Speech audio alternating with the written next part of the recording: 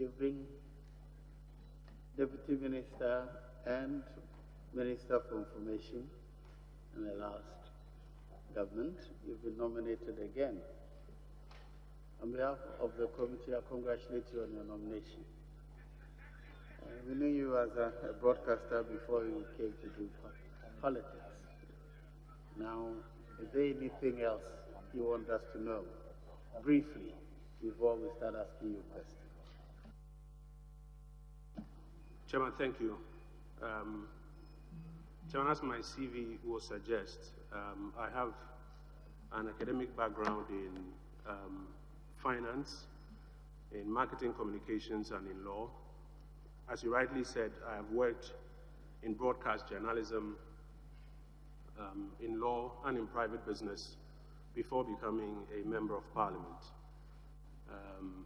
My interests generally lie in the area of communication and entrepreneurial development. And beyond that, I'm not sure there's much I'd like to add. Chairman, which committees of parliament have you served on? Chairman, I've served on the Committee of Finance and then on Constitutional and Legal Affairs.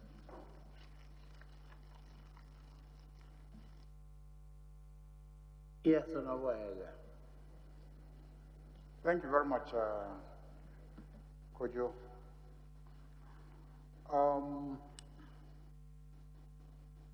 The Ministry of Information has some institutions under it. The Information Services Department, the Ghana News Agency, the Ghana Broadcasting Corporation, the Ghana Publishing Corporation. Can you update us on what you've been able to do to improve the welfare, the capacity, effectiveness and usefulness of these institutions? I have read your handed over notes, and I wanted to update us on what you've done about these institutions. Chairman, thank you. As the Honourable Member rightly mentioned, the Ministry has one agency that it has some direct supervision over, a number of other entities which I would not describe directly as agencies because they are of a special creation. Those are the state-owned media, and then has the Information Services Department. Chairman, perhaps I'll start with the Information Services Department, which is more or less a direct department under the Ministry. The Information Services Department is the implementing arm of the Ministry that is responsible for executing the programs that the Ministry may roll out. One of the first things that we had to do upon my assumption of office was to reorganize the Information Services Department now to focus on about 4 major areas. 1, public relations for ministries, departments, and agencies, properly so-called, and I'll explain that briefly. 2, public education campaigns where officers across the country with vans have an opportunity to disseminate government information. 3, research. And 4, which was a new creation, a division to see to the implementation of the Right to Information Act. So, Chairman, for example, in the public relations class, at the time we assumed office, we had about 46 PROs only. We have been able to augment that for the number to come up to about 72, ensure that they are all now registered with the Institute of Public Relations as professional PROs, and are now, with the availability of the resources we've made available, able to generate a lot of information from their various MDAs to the Central Ministry, which is what translates into our Minister's press briefings that you, for example, observe us do. Chairman, if you take, for example, public education campaigns, Public education campaigns had suffered woefully before we assumed office because the ISD team itself was also woefully under-resourced. So far, we've been able to grow the ISD numbers by about 27%. We met about 721 staff.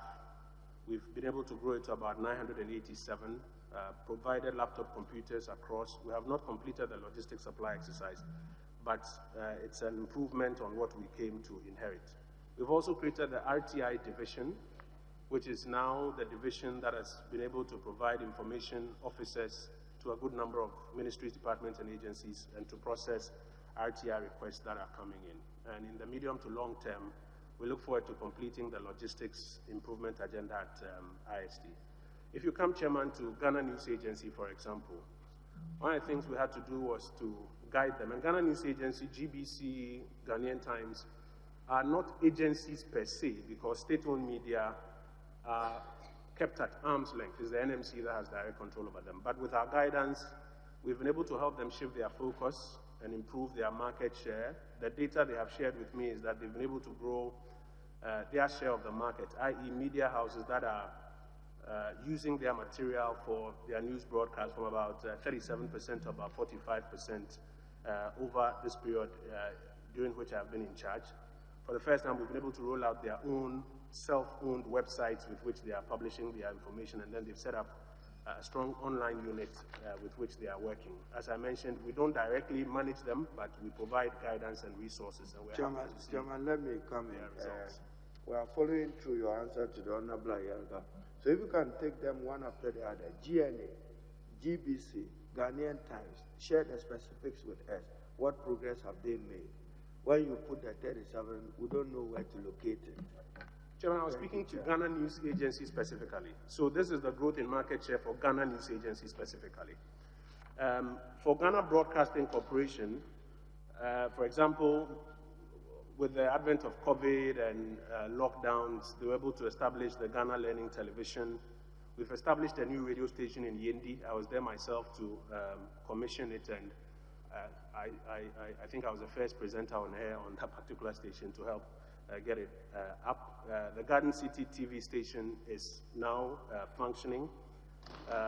We have successfully, through the Japan International Cooperation Agency relationship, assisted GBC to get some new logistics and equipment, which we outdoored.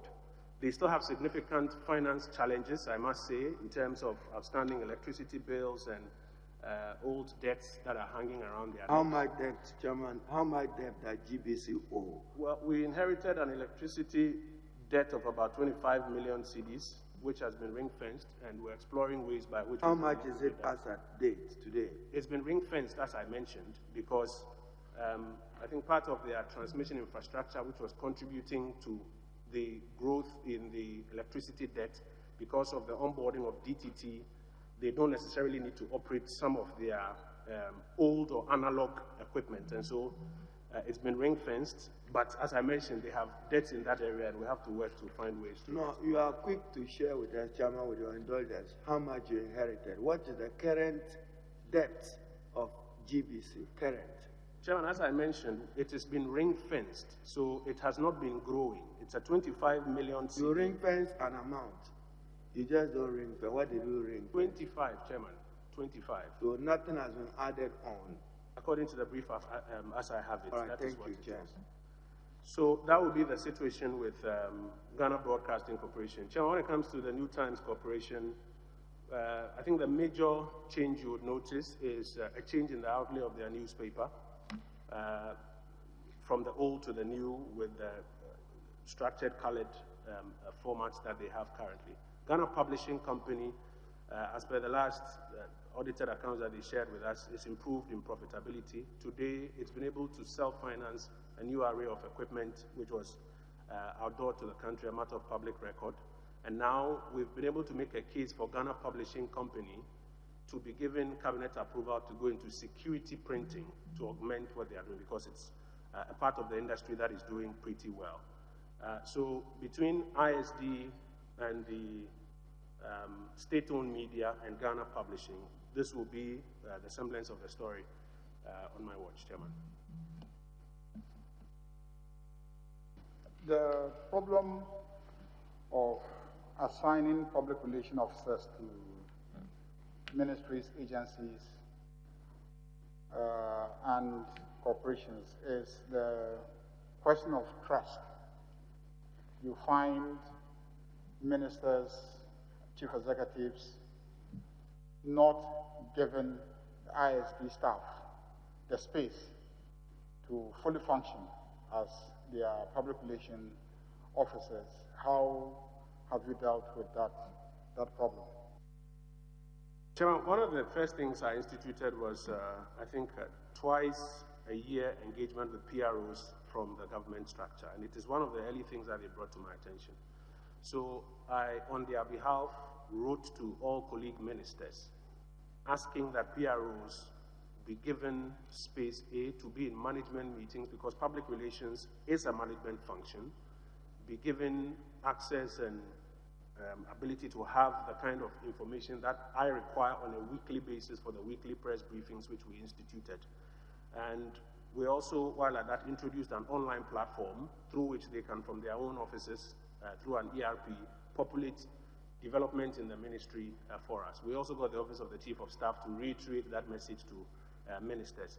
It has contributed in a significant uptick in the access that we get in terms of information from PROs across the ministries, departments, and agencies.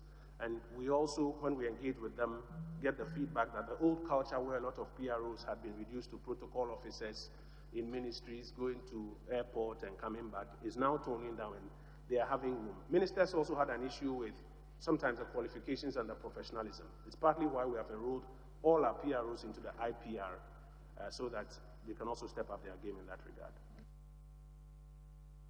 Now, as a country, we're trying to evolve and inculcate in our citizens certain core values. And let's say the values of meritocracy, developing a meritocratic society. That deals with the question of protocols, people feeling they must cheat in exams and all sorts of things. So developing a meritocratic society. In what ways have you, in the past 4 years, as part of developing communication strategies, tried to nurture such values in our society? Because we tend to just think that information ministry is so that we can come and defend government, positions and etc. But how are you able, using the institutions and facilities there, to inculcate the values of meritocracy and etc. that are core to our national values? Chairman, all we've done in that regard is to deepen our collaboration with the National Commission for Civic Education. We recognize that in the communication space there is noise and there's perception. And as you rightly said, you've been in the ministry before, so you know, as you've rightly said, sometimes people have a perception of who is bringing a particular message. But we found that the NCCE is a very good vehicle for doing those things which, because of sometimes the political nature of our work, even our best efforts may not be received by some segments of the population. And so you will notice that our collaboration, as in the collaboration between the ministry and the NCCE, has improved. The NCCE, as you notice, for example, in COVID times, has, as a result, been able to show up and get out there on the ground. We're just about to do a second wave with the vaccination rollout program, where we are working hand in glove with the NCCE. But it's because we recognize that it is easier for people to receive some messages from them than from us, who may look politically, may I say, colored. And so that collaboration is what we are using to deliver on that. Last question, Mr. Chairman. In the last 4 years, during your tenure as Information Minister, the perception is that the media has come under enormous attack. Many radio stations were shut down because of issues about licensing and other obligations that are reported not to have been met. What did you do? How did you fend off what was perceived to be an attack on the media and the perception that it was an attack on media perceived not to be politically friendly towards the government that you belong to. Chairman, thank you. Chairman, yes, it came to my attention during the period that there was a perception that there is an attack on media and on persons who practice journalism in this country. Chairman, if I may just have some liberty just to expand a bit before I specifically answer this question. Whenever you hear of a report, or whenever I hear of a report that a journalist has been attacked, in my mind, one of three things is most likely happening. First, it may be true. And there are instances in which it is true that this person has been attacked in his line of work of journalism. Then there are instances where it is false. It's a totally cooked up story. And then there are instances where it is a coincidence. Somebody may have been attacked. That person happens to be a journalist, but it has absolutely nothing to do with his work as a journalist. So for example, Chairman, if you recall, I think in 2006, if my memory is right, my colleague, Efia Pokua, and a couple of others, and this is a matter of public record, they went to the courts, the human rights courts ruled on it, went to NHIA to cover a story, and they were attacked by people because of the work they were doing. So that is a clear instance where it has happened.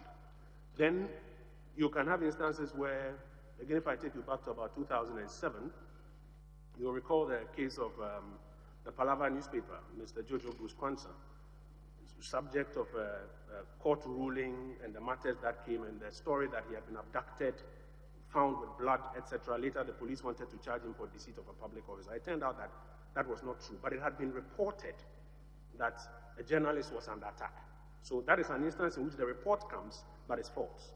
And then you can have coincidence. For example, Samuel Kwabena Ini, Ashanti Regional DJ, I think president at the time, between February and April 2007, shot in a bar, and initially the report was a journalist has been killed, suspected that was in his line of work. I think by April, the police had arrested the persons, and it was because of armed robbery and proceeded to charge them and get a conviction accordingly. So anytime you hear or I hear of an attack on journalists, my professional understanding is that one of three things must be happening. So what did we do? We realized that one of the first things that needs to happen is to have the reports of attacks on journalists validated. Because as the reports go and nobody is investigating and validating, you would notice that over the years, our ranking on the World Press Freedom Index is coming down because all this chatter is picked online and it counts against us. So one of the first things we need to do is to validate. Another thing we need to do is to ensure that there's proper follow-up on whatever investigations are supposed to take place. And then we also need to provide the media with a lot of support and training on how they can also protect themselves or ensure they don't get into instances where they become the victims of attacks. Because journalism the world over, in fact, if you read the World Press Freedom Reports now, they argue that this is one of the most difficult decades for journalism. So what we did here in Ghana is that we introduced what we call the Coordinated Mechanism for the Safety of Journalists. It was my initiative, brought the Ghana Journalists Association, Ghana Independent Broadcasters Association, National Media Commission together. We explored the framework, went to cabinet, got approval, saved that the approval said it should be given to the National Media Commission to implement. And the ministry has provided National Media Commission with some resources that they are in the process of implementing this coordinated mechanism so that when a journalist says, I've been attacked, they can do a proper investigation and validate whether it's one of the false stories or it's a coincidence or it's actually true. They can also help us do the proper follow-up. For example, in the case of Ahmed Swale, very terrible incident that I'm sure breaks all our hearts. We regularly follow up from the Interior Ministry. The Minister-Designate was here. You heard the answer that he gave to the committee, the same answer that he gives to us. But we're hoping that a body like this can also continuously be doing the follow-up so that it is not my word or the minister's word, but they can also be doing that. And then also to provide the necessary, as I mentioned, kind of training and support for journalists. And Chairman, while at that, let me just mention that for all of those who believe in supporting the safety of journalists. It's not enough to talk about it. I think we should also support the NMC with resources so that they can deliver on this coordinated mechanism effectively for our common good. Honorable, that was a part of the question. The second leg of it was media houses being shut down. What did you do? How did you help them out? Well, if you did. The first thing I sought to do was to get an understanding of what was transpiring. The brief I got, and indeed the documentation that was given to me, showed that there were a number of media houses that had had their authorizations expired and were fined by the National Communication Authority for the expired authorizations. And they argued that the National Communication Authority did not have the power to fine them, and therefore they sued at the Electronic Communications Tribunal. The suit was at their instance. And the panel, Professor Dateba, Dr. Nina Kukweno, and a third whose name immediately escapes me, found that, yes, the National Communication Authority did not have the power to fine them because their authorization had expired. And to the extent that the authorization had expired, they could no longer hold on to those frequencies, and the NCA could not purport to fine them and still give to them an authorization which had expired. And the brief I got was that to that extent, the NCA then required of them to relinquish those frequency authorizations. But Chairman, it's important to clarify that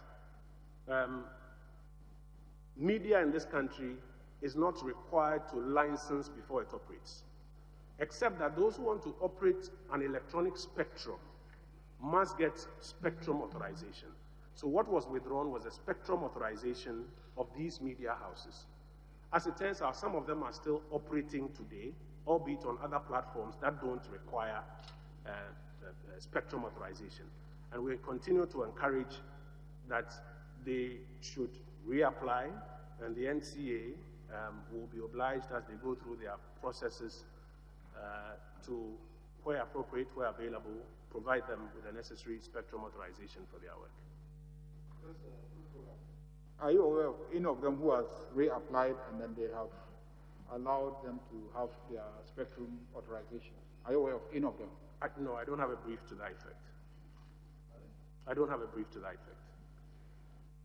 Yeah. Reverend. I'm grateful, Honorable Chair, and congratulations, Honorable Minister nominee. In the past 2 years, during your tenure as the Minister for Information, what could you inform this committee as to be your highlights, and what were the major challenges and how you overcame them, and how they prepared you to be more effective even in your next mandate when given the nod? Chairman, thank you. The work of the Ministry of Information is in about two major parts. There's the development communications part, which is working with the various ministries, departments, and agencies on how to get message out and get feedback to government. And then there is the part that deals with the agencies and then the department of the ministry. I think for me, my major highlight, one of my points of pride, beyond what we've done with the RTI implementation, would be, in totality, what we've done with the Information Services Department, specifically the Research Department of the Information Service. At the time I assumed office, you had a research department that in a year will produce about 300 public reaction reports. You get a report that says one farmer in Kukurentumi says that this, and one teacher here says that. And we thought that wasn't scientific enough. So what we did was to work with some collaborating agencies to build a world-class research unit from the Information Service Department, 260 districts across the country, provide them with the necessary tablets and software so that when you issue a questionnaire, at the click of a button, it can be administered in 260 districts to provide central government with information that it can use for decision-making. Specifically on RTI, if I may just have some liberties, Chairman, to speak to RTI briefly. The law assented to in 2019 took effect 2020. A number of things we've done. First, we've created the RTI division at the Information Ministry. We have trained and deployed RTI officers to ministries, departments, and agencies across the country, as well as MMDAs, and then independent constitutional bodies. We had a roadmap that required 26 different activities to execute for the implementation of RTI. Chairman, I'm happy to inform your committee that currently about 18 of those activities have been completed, 5 are ongoing, 3 are not due to be executed yet. In terms of training and work, so for example, ministries, departments, and agencies, out of 526 officers that we need to train, we've trained 455 who are on the job today responding to RTI requests that are coming in. Across the districts, out of 552 that we are supposed to train, we've trained 483, and they are working today. And today, for example, at the end of 2020, the RTI units across government had received 56 requests. 56 requests. Had responded to all of them, granting access to 44 of them. About 2 of them were transferred, 4 of them were referred, 1 application was withdrawn, 1 was denied and is now on application for review. So between ISD research and then RTI division, those will be some of the highlights in my tenure so far. I'm grateful, Mr. Chairman. On page 5 of the CV of the nominee, and if I may refer the nominee to page 5 of your CV, the first paragraph talks about research and publications, and there are 2 publications indicated here. One to do with corporate communication in banks, and the other to do with exploring the budget deficit, economic growth, and new evidence from Ghana. How relevant, as having indicated in your CV for this purpose, I suppose these findings hold some relevance to the portfolio you've been nominated to. What were the findings of these publications, the key ones, and how relevant are they to your nomination?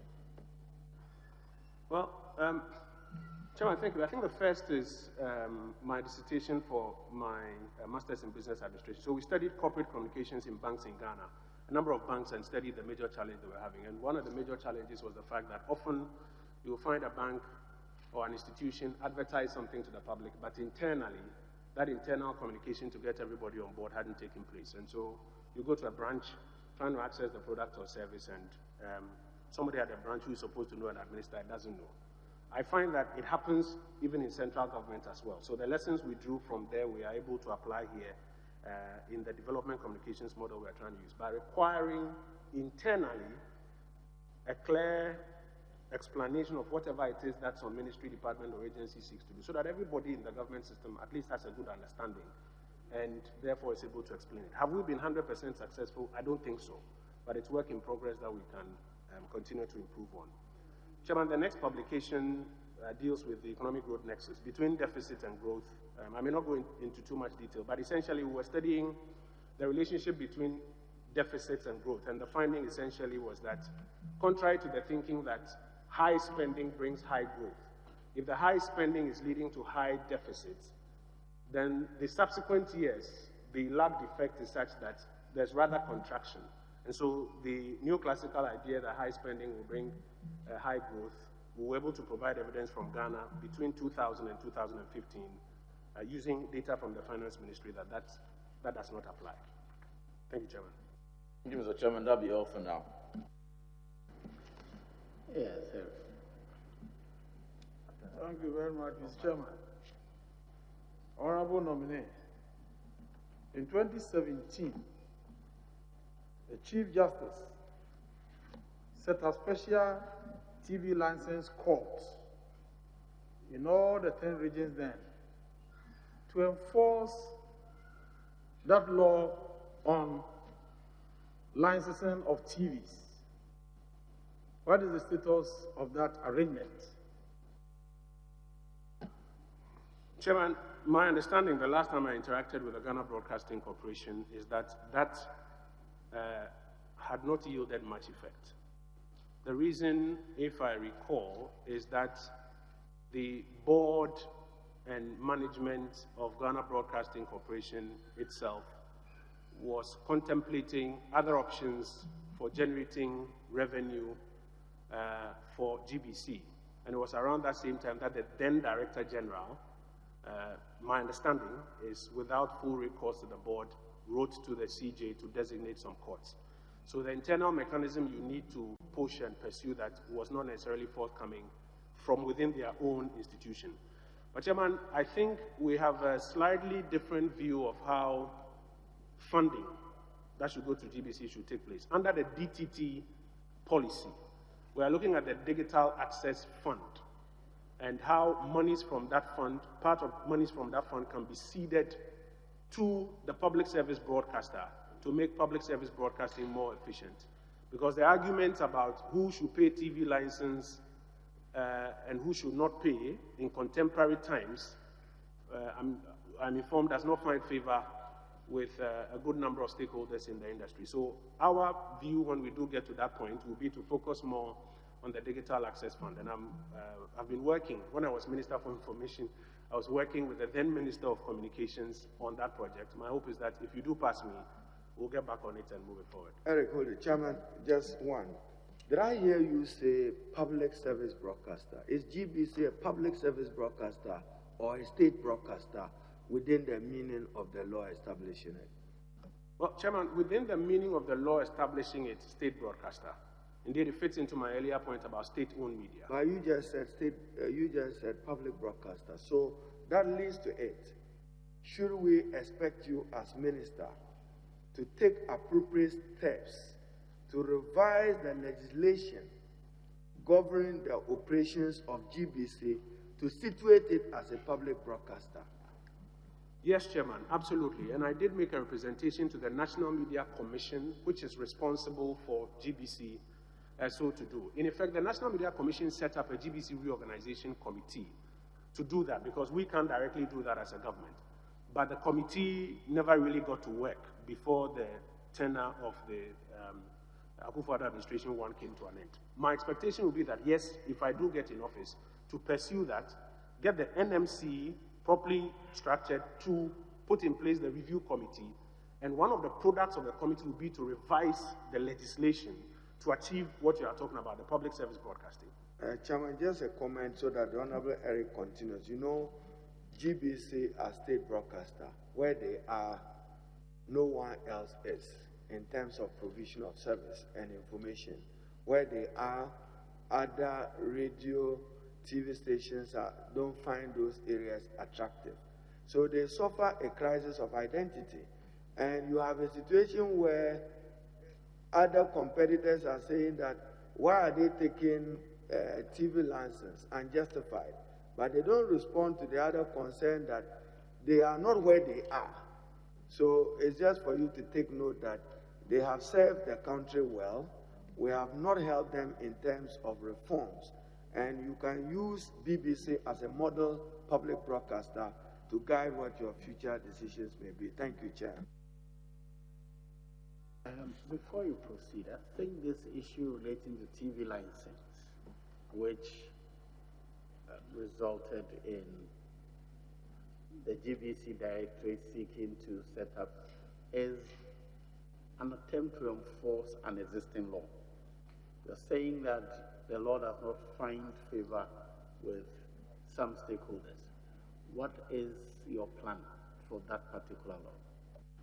Chairman, as part of the reorganization, the views that we will be submitting to the committee, because as I reiterate, we cannot just go in there and begin to turn GBC around because of the nature of the creature it is. So we will submit our views to the reorganization committee. The view is that we discontinue the TV broadcasting agenda and move to the Digital Access Fund, and then also change the legislation and make GBC a proper public service broadcaster. As we are here, GBC is the one that is providing feed for all the private stations to carry. And like Leader said, they have paid their dues to the country. But through the public service broadcaster mode, we can also ensure that we properly fund their operations. Yes, please continue. Thank you, Mr. Chairman. Honorable nominee, as part of your functions as the Minister of Information, you are responsible to offer information to the Ghanaian populace on the activities, the policies of the government. You recall that in the 2019 State of the Nation address, the President touted as an achievement the establishment of an air wing of the police service. He actually stated that the country was going to take delivery of 3 helicopters to help make the service robust in the fight against crime. He further announced that some police officers were already undergoing training to become pilots. Additionally, in the 2020 budget, precisely on page 202, government highlighted some of the monumental achievements made over the period. And one of the achievements was that government had purchased 3 helicopters for the police service. Where are these helicopters? Chairman, thank you. Chairman, my uncle is right when he says that as Information Minister, I'm responsible for providing information. There are many times when I will speak for the state, there are times when I'll speak for the government, there are times when I'll speak for the administration. But in all of these, I work based on a brief I have received. Unfortunately, Chairman, as I said before you, I don't have an updated brief on that matter.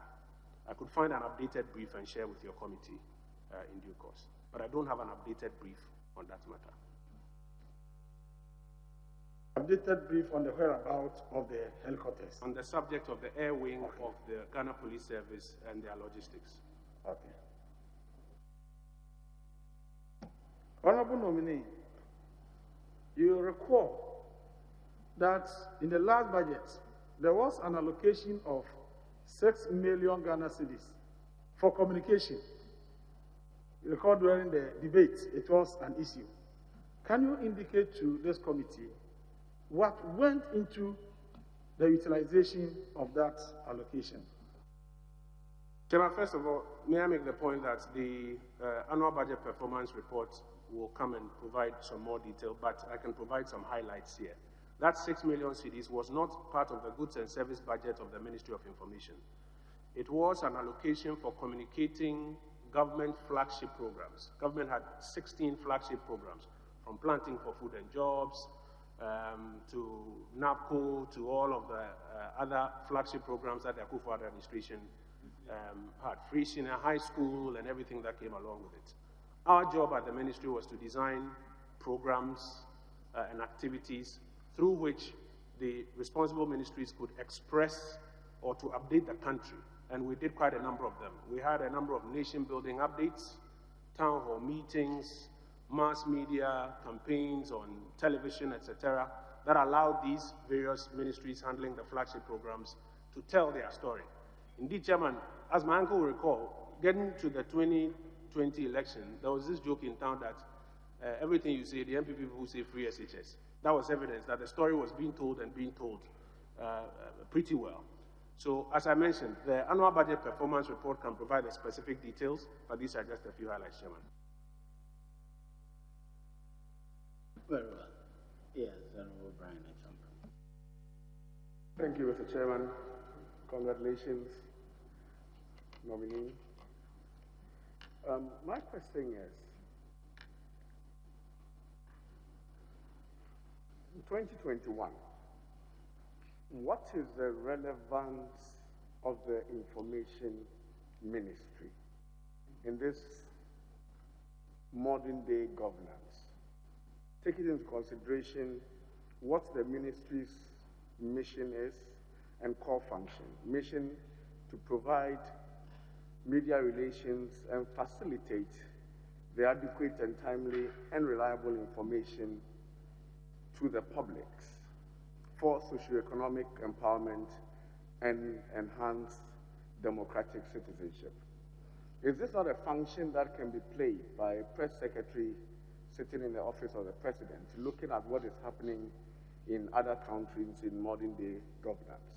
Is the Ministry of Information relevant? I take cognizance of what Haruna Idrisu said, that you are providing gaps in areas where commercial radio stations will not go.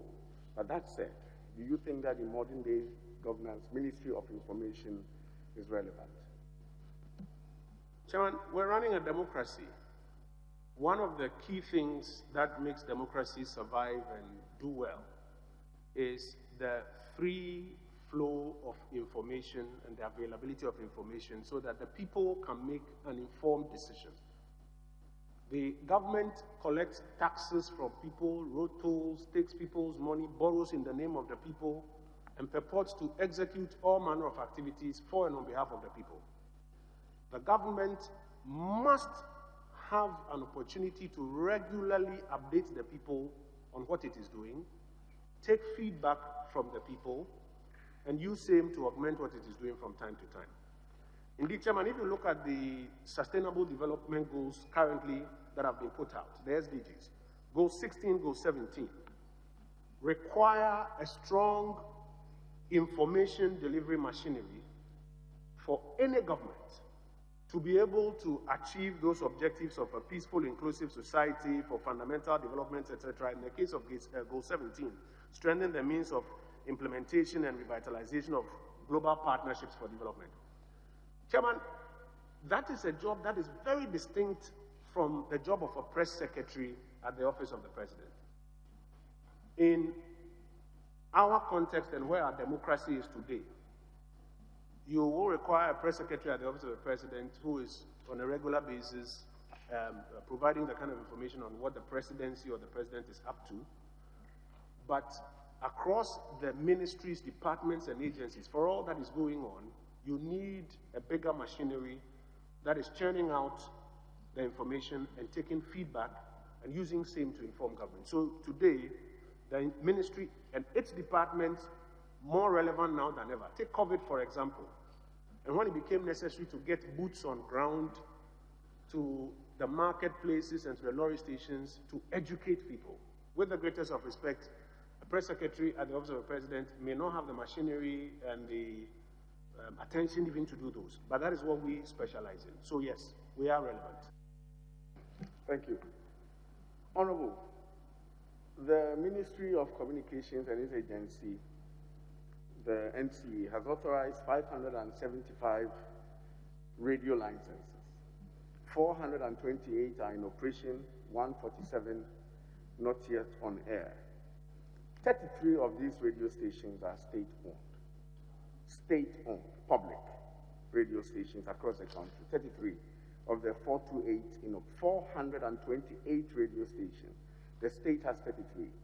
Do you think in this day and age, the state should be in competition with the private sector in radio? The statistics is saying for TV, you have 65 TV stations in operation across the country, and the state is still competing with the private sector. Don't you think that the time is now for the state to move away and let the private sector operate in that space? You can still send your word across through the private sector media. Thank you. Chairman, thank you. The private sector is driven primarily by commercial motives, primarily. But beyond commercial motives, there are many other tasks in the governance area, in the information dissemination area, that must be undertaken, but which may not bring any commercial benefit to a private sector player. Things even including the preservation of culture, language, heritage. It is important for government, or the state rather, the state, to be in the media space, and it happens the world over, to provide, among other things, public service broadcasting, so that where the private sector will not go because there's no commercial motive, they can augment that space. I'll give you an example. When we opened the new radio station in Yendi, I don't have the names of the languages readily offhand, but languages that are not spoken on any of the local stations in that catchment area. are being spoken on this station, and it's helping us to reach the last mile of the Ghanaian populace with messages which, if we had left it just to the commercial players alone, they may not be able to get there. So I don't think state-owned media should take over the entire place, but there's a specific place for public service broadcasting, Voice of America, PBS, the BBC. In China, they have state-owned media. That ensures that some part of public service broadcasting gets across, because it's one of the rights of our citizens. Chairman, Honorable Brian, if you allowed me a follow-up to build on a very relevant observation you made. Fortunately for us, the Minister for Communication is also here, sitting and listening as a member of this committee. What the Honorable Brian have referred to, TV, radio stations, licensed by the NCA as a regulator, content regulated by the National Media Commission. There is a turf war, and the turf war, you are aware of it, is between the NCA and the National Media Commission, which has not allowed for proper control and regulation of the sector. Now, will you work with your colleague to seek to resolve these administrative differences? I presume that an answer to it will be a broadcaster bill, I presume. And I should say that I left the Ministry of Communication in 2012.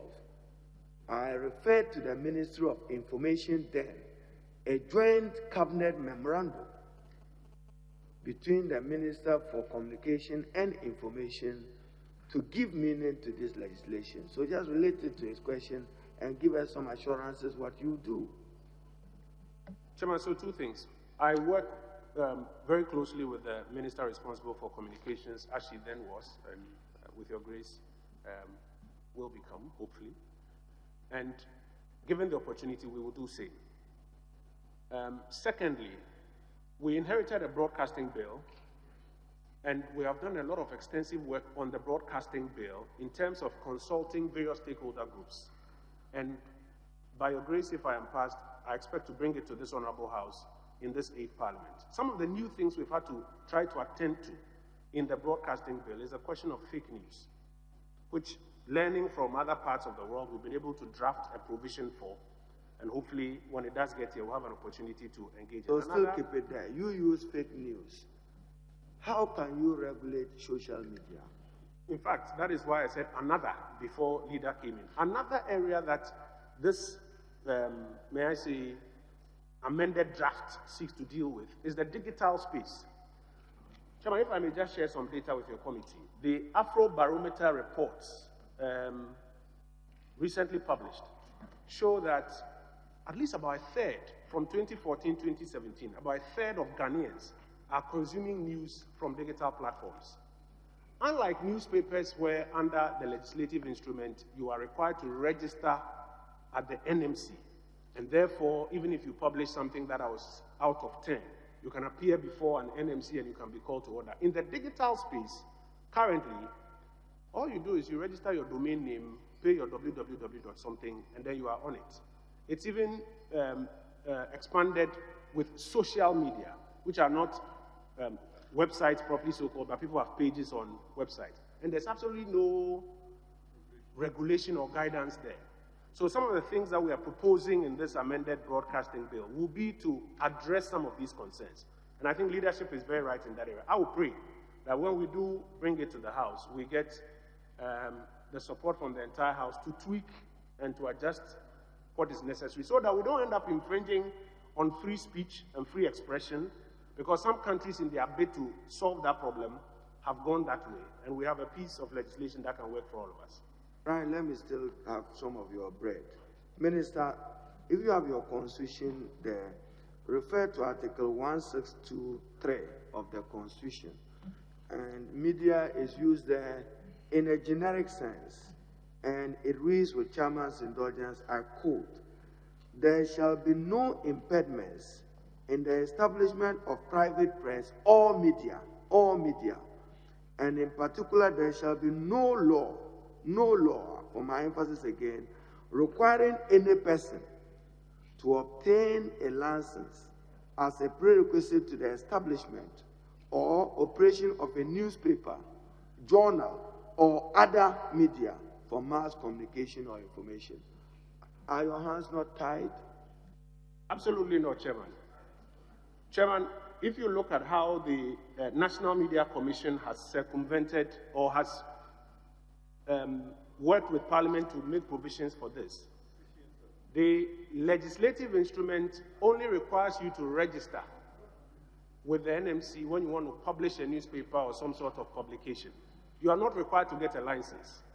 Indeed, it applies to all other media houses, and that's why I was making the distinction with the Honorable Mahama Yage's question, that for the electronic media even, the license is only for the spectrum that you are utilizing. So our hands are not tied.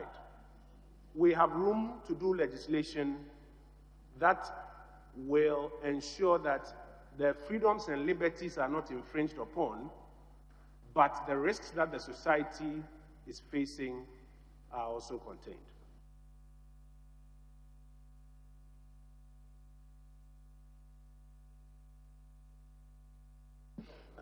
Yes, please. Thank you. Nominee, you have largely changed the face of government information in this country. If it is coming from you, it's reliable, you can be trusted, as giving us the true facts. These are facts. Your background in economics, marketing, law, if approved by this House, what different things are you going to do for government, for information? What different things are you going to do with your rich background and the fact that now you've changed the face of government information, you are trusted and you can be relied upon? Thank you. Chairman, I think I'm going to walk into a very controversial area with this question. So I'll take law, for example. And as leader drew my attention to, if you read Article 162 of the Constitution, the concept of media freedom, and you compare it to the generally thought understanding of media freedom, a good deal of people believe that media freedom essentially means that the media is free to say and do anything without any inhibitions or without consequences. But that cannot be the case. In fact, if you read the ruling of Lord Denning, it clearly explains that media freedom is only your ability to publish without any prior embargoes or fetters. It doesn't mean there are no consequences after you've published. It doesn't also mean that anything at all can be published. So if you read Article 1622, it says subject to this Constitution and any other law which is not inconsistent with this Constitution, there shall be no censorship in Ghana. That means that there can be censorship which is constitutional and censorship which is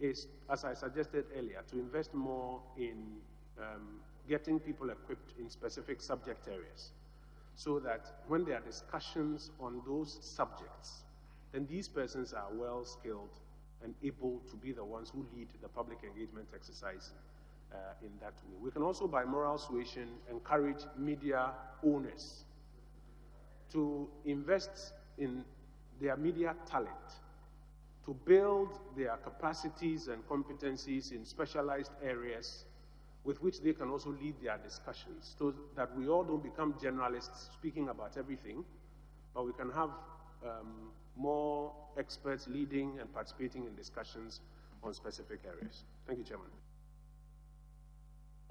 Yes, Thank you, Chairman. Good afternoon, Mr. Nominee. Mr. Nominee, I would like to take you back, just briefly, to a question that Honorable Eric Opoku asked about GBC.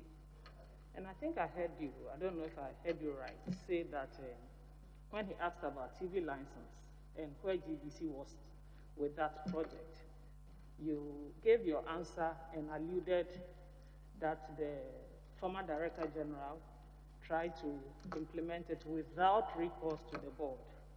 I'm sure you are aware that before the former Director General was dismissed from his position, the NMC, which was a supervisory institution, instituted an investigation into the circumstances under which the TV courts were so-called.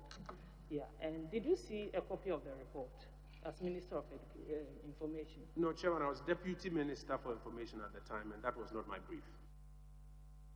You had actually become Minister of Information before the former Director General was dismissed in September 2018. Chairman, I became Minister responsible for Information in November 2019. 2019, okay, that's fine. So when you say that it was without recourse to the board, are we taking it that you are saying it authoritatively, that this was the outcome of the investigation, or you are going by what was thrown out there, the narrative that was thrown out there when the TV license came out? No, Chairman, in the brief I got from my predecessor minister, the Honorable Mustafa Abdulhamid, that was the information that was passed on to me. That's why in my earlier answer I said that the brief, as was made available to me, said so. Thank you. My question is, as the main government information focal person, would you be able to provide this committee some clarity on the matter of frontier healthcare solutions? Some ministers, designates have been here, about 4 of them, and none of them is able to tell this committee how we came about with Frontiers Healthcare Limited. But I want to find out whether, as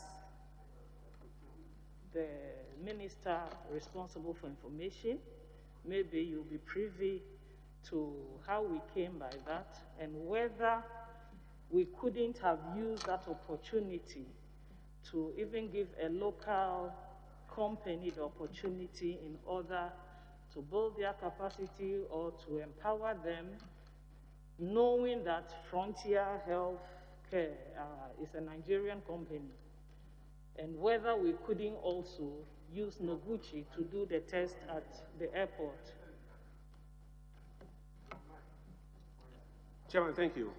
Chairman, I'm a member of the Presidential Task Force on the COVID-19 response program. COVID-19 response was escalated from the Ministry of Health to the Presidential Task Force level. The Presidential Task Force is the one that tasked the Ghana Airport Company Limited to explore options by which it could find an acceptable instant testing mechanism at the airport, which will allow the airport to be reopened. The Ghana Airport Company Limited then proceeded, according to the brief I have, then proceeded so to do and reported back to the Presidential Task Force that they had been able to come up with an option and that option will allow people to be tested, I think, within 15 minutes at the airport. And then the airport could be reopened. Chairman, I have observed your committee's hearing. I have seen a question put to, I think, other ministers. Respectfully, if I may suggest, Chairman, I think that the most appropriate person would be the Minister for Transport, under who or the Minister for Aviation, assuming there was one, but now Transport, under who the Ghana Airport Company Limited operates. It is his agency. It will be best seized to provide all the details on that matter. Thank you. My other question has to do with judgment debts.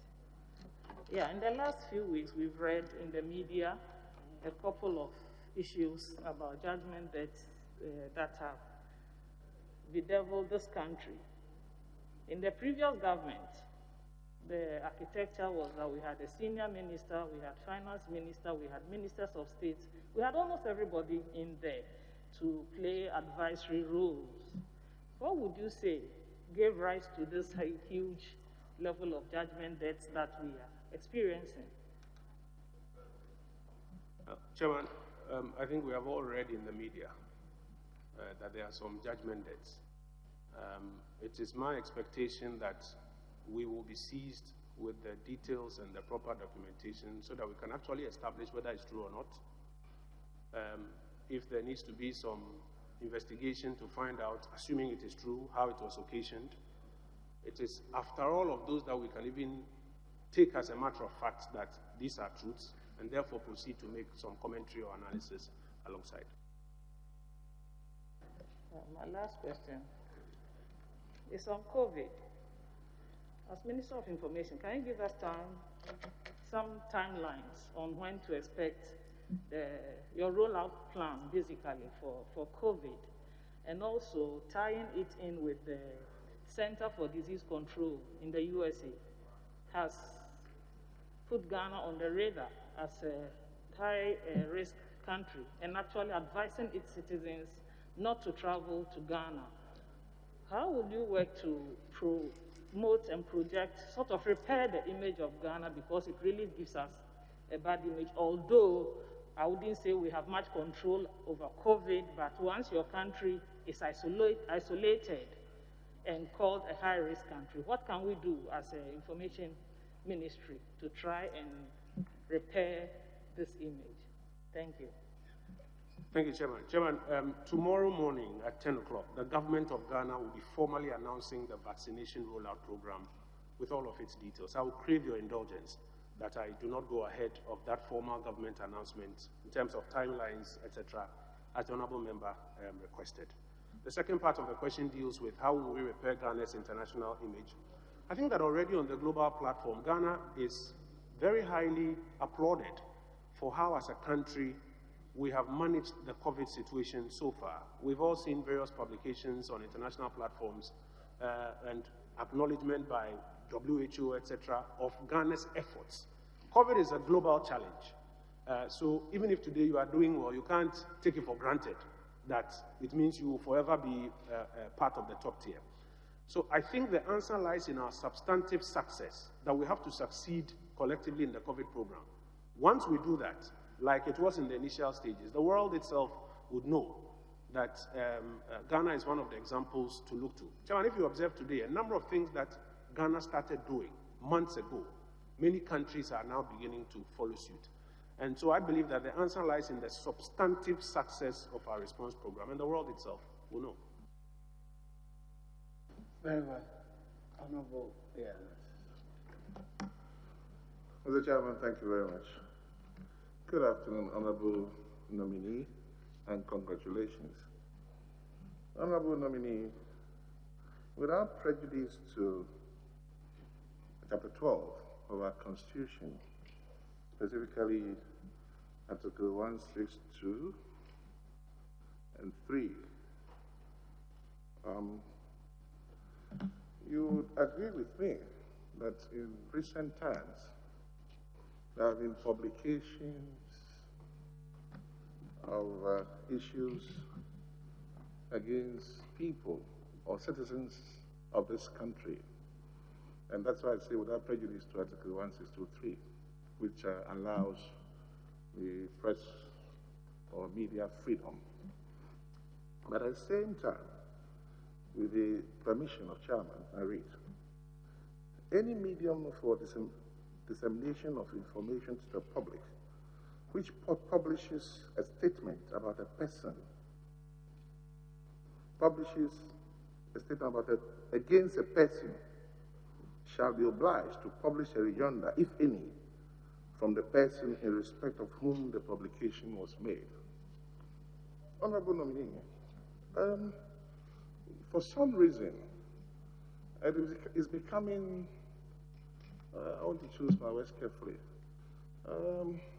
if you like, a practice where you listen to radio stations, you wake up in the morning and there are publications out there without necessarily cross-checking, as per the ethics of journalism, the facts of the matter. Now, by the grace of God, when you are giving the nod, we know there's a media commission. How do you think that you can work with the media commission effectively to ensure that there is a balance in the reportage? As I said earlier, this is without prejudice to Article 162. Chairman, thank you. May I preface my comments by saying that the media has a very, very, very important role to play in our democracy. Indeed, the provision that you read, Article 162, Clause 5 and Clause 6, which enjoins the media to uphold the principles, provisions, and objectives of this Constitution and uphold the responsibility and accountability of the government to the people of Ghana, is a provision that is critical in ensuring that sunlight is thrown on all the activities of government so that people who get into public office do the right thing and do it in the interest of the people of this country. Chairman, unfortunately, however, because on the other side, the media landscape has been totally liberalized, there are, if I may land with a full sentence, because it has been totally liberalized, unfortunately, there are people who have the opportunity to practice media without recourse to, for example, a background training, whether in media law or media ethics, or who are operating in a space that suffers what is described on the international platforms as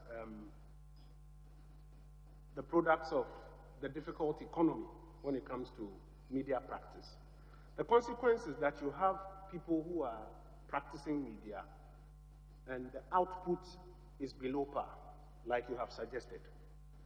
I don't think that the answer is in throwing away the baby with the bathwater. Media is so important, as we have read already, that I believe what we need to do is to provide support for training, capacity building, and improvement in the quality of standards, even where we find infringements. So, for example, under the DTT policy, for television, for example, and under the Digital Access Fund that we are speaking about, there are efforts to ensure that we take away some of the costs that media on their own was bearing. At first, if you are setting up a TV station, you have to buy your own transmission equipment. Today, because of the DTT program, all you need is a studio to produce your content. You may not even need a studio. In fact, part of the DTT program is to set up studios so that content providers just provide. So to lower the cost of entry. But more importantly, I believe we need to fund the training, the continuous training and support for journalists to build their capacity and eschew some of the things that you complain about, which will require rejoinder, etc. I never studied media during my formal education. But when I had the opportunity to practice, my employer spent a lot of money and time putting me through training. I want to believe it contributed to my work. And that is why I believe that across board we must provide training and support for media. What we have done at the ministry is to introduce what we call the Media Capacity Enhancement Program. There's a working group made up of people from the Ghana Journalists Association, Ghana Independent Broadcasters Association, National Media Commission, GIJ, with the support of UNESCO and the ministry's funding, where they are putting together curriculum for people who are practicing and who need some touch-up on their skill set.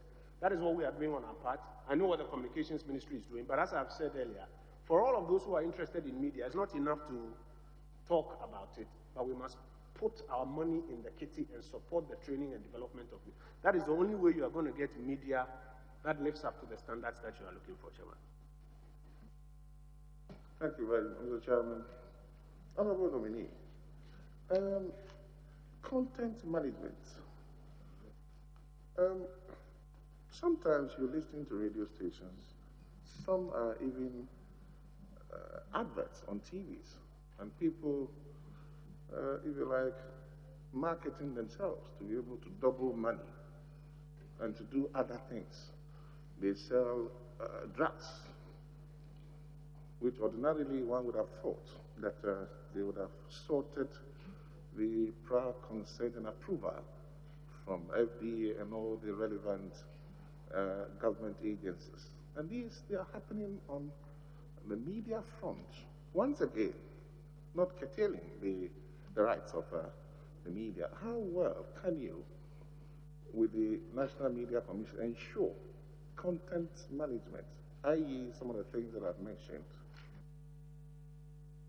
Chairman, thank you. And to make that happen, we need the broadcasting bill passed into law.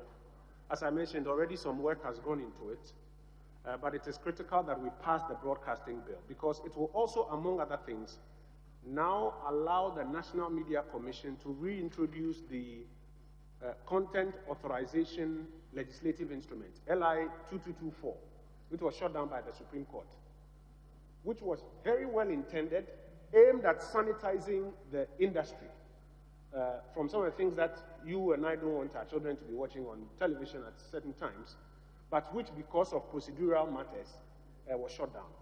So as has been mentioned earlier, we intend to pass the broadcasting bill, which should provide a broad legal framework upon which, for example, the legislative instrument like 2224 that was shut down can be brought to bear and begin to regulate some of these areas. I personally wrote to the Bank of Ghana protesting the activities of money doublers on television because in the absence of clear standards and legislation, you cannot even compel the stations not to put that on their network. The Bank of Ghana could use a route because they are more or less the custodians of our currency. So if they print currency and other people are also doubling currency, then they could act. And I think in the last 24 hours, they have issued some directives to that effect. But the substantive answer lies in passing the broadcasting bill so that the LI and other things can come to light and sanitize the situation. Thank you, Chairman. Chairman, finally. Chairman, Honorable Henry, let me just come in. I'm getting some guidance from Chairman. When you referred to the LI, you were specific, which has been, in your words, knocked down by the Supreme Court. Yes, I said shut down. Shut down. And then you further was saying to bring it back to 4. Within the meaning of the constitutional article, to the extent that any enactment is inconsistent with the Constitution, the Supreme Court has the power that they exercise. Absolutely. So contextualize your statement. When you say bring it back to 4, is it to disrespect the Supreme Absolutely Court? not. When Absolutely. they have rightly exercised their mandate. And then also I'm happy the ministers for those who work at National Security brought it up. Just for you to be guided. The Honorable Brian raised it. Honorable Henry have raised it. Parameters. In Brian's context, public broadcaster, state broadcaster, commercial broadcaster, community radio. And the respected Professor Karkari and even Professor Audrey and co. have written extensively on it. When will we have a legal framework which defines these parameters, then we know, for instance, these are private players. We know, for instance, these are public. Then we know, for instance, this is a local Bimbila or a Yoruba as you come from their FM station. Thank you, Chair. Chairman, thank you. And Chairman, as I was mentioning earlier, that is what the broadcasting bill will help us do. Because even, Chairman, the definition of broadcasting becomes a controversial matter, but the bill seeks to answer all of these questions. So as has been mentioned earlier, we'll be guided accordingly.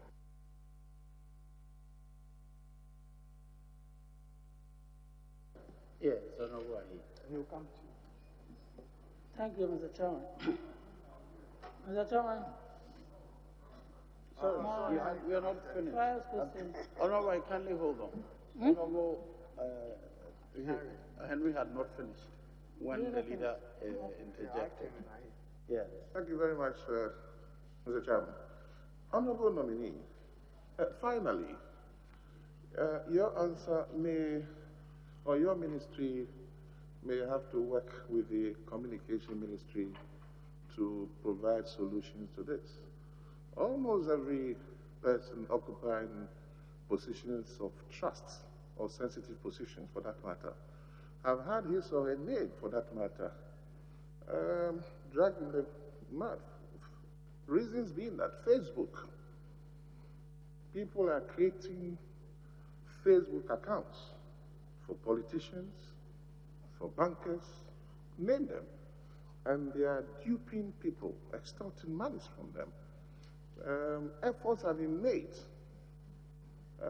through other means in contacting Facebook, the managers of Facebook. It hasn't worked. Now, can you assure this House that when you are giving the nod, you will work with the communication ministry to see how best you can, as a country, deal with Facebook on such matters by ensuring that the privacy, not necessarily privacy, but the people are protected, because it is really getting out of hand. You open a Facebook account, they say verify. You verify, and there are 14, 15 accounts being created in your name. Every day, one or two are being closed, another one emerges. What is it that we can do about this? Chairman, so two quick things. First is that the Ministry of Communications has already rolled out a cybersecurity framework. I think an act has been passed by this House.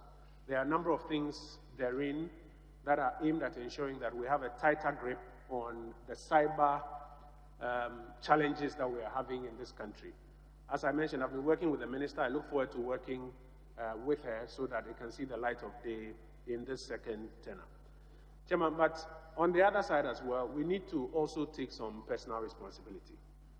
If you go on social media and you see an account that belongs, or an account that purports to belong to somebody, and the person starts asking you for money through Momo numbers, I think some basic duty of care must also be encouraged on the average Ghanaian. And perhaps what we have to do is some more education in that area, even while we tighten the cyber security provisions as have been spoken about. Thank you, Chairman. Yes, Honorable. Thank you, Chairman. Mr. Chairman, the Ministry of Information exists to disseminate and inform the public about government policies and programs. One major department that helps you, the ministry, to execute this mandate is the Information Service Department. The Minister is aware that the Information Services Department does not exist in some districts, particularly newly created districts. And even in those districts that they exist, resources is a challenge. Sometimes to even get money to buy fuel so that they can go around to perform their duties is a problem. What will you do to ensure that those districts that they don't exist, you have, you open the department for them, and those who have but resources is a challenge, you are able to resolve it so that they can support you to perform your duties?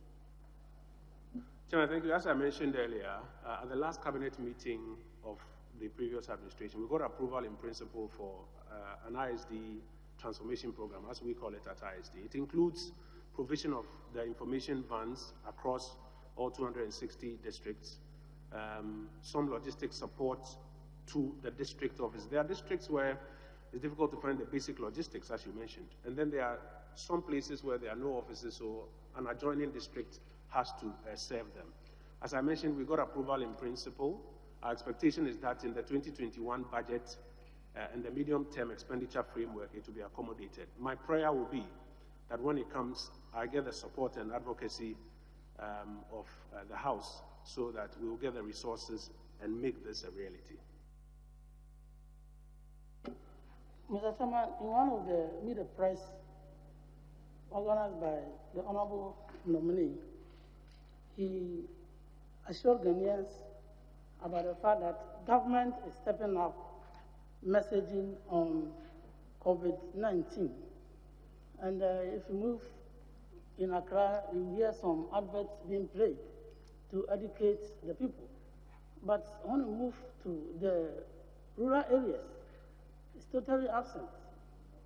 When you are in Bodi district, Gaboso district, Kontomra district, Bia East, Bia West, you will never hear one advert about COVID being played. What accounts for that, and what are you going to do to ensure that those rural districts also benefit from this information so that it will also guide them so that they don't, they avoid COVID-19? Chairman, the honourable member is absolutely right. Messaging went down for a while. We are picking it up. It started very strongly in, may I say, the capitals. The challenge we have now is boots on ground. We have submitted the Information Services Department's budget to the ministry responsible for health. The minister assures me, or the president's representative, I beg your pardon, assures me that they are working to release some funding so that the vans can get back out there on the ground, especially on this mask campaign that we are currently on. And hopefully the people of Bodi will see and hear the vans out there. Mr. Chairman, lastly, there is a rationale for organizing media press to educate the people on pressing issues. And I just want you to look at the timing of late of organizing the media press. You know that in this country from 6 o'clock to 10 o'clock, that is where major TV stations and the radio stations organize their programs. Of late too, that is when you also organize the media press. And so people have divided attention. People who want to listen to the regular, media houses will not even listen to you. Don't you think that you should consider the timing? Because 8:30 to 9 is problematic for me. We want to look at the timing of organizing the media press so that many Ghanaians can listen to whatever information you have for them. So I take my senior's advice accordingly.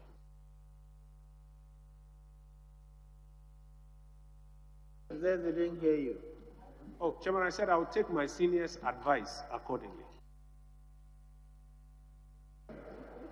Yes, Honorable Minister for Communication, before I come to. Thank you, Mr. Chairman. With the easy access to social media platforms, we've seen a proliferation of fake news, defamatory material, all published on social media platforms, and people hiding behind the anonymity of social media to publish all kinds of things. What are you going to do to limit this scourge and extend the reach of regulation and oversight to those who act in that manner? Chairman, as I've mentioned earlier, the digital space is fast growing. I have with me a copy of the Afrobarometer dispatch number 250 of 6th November 2018.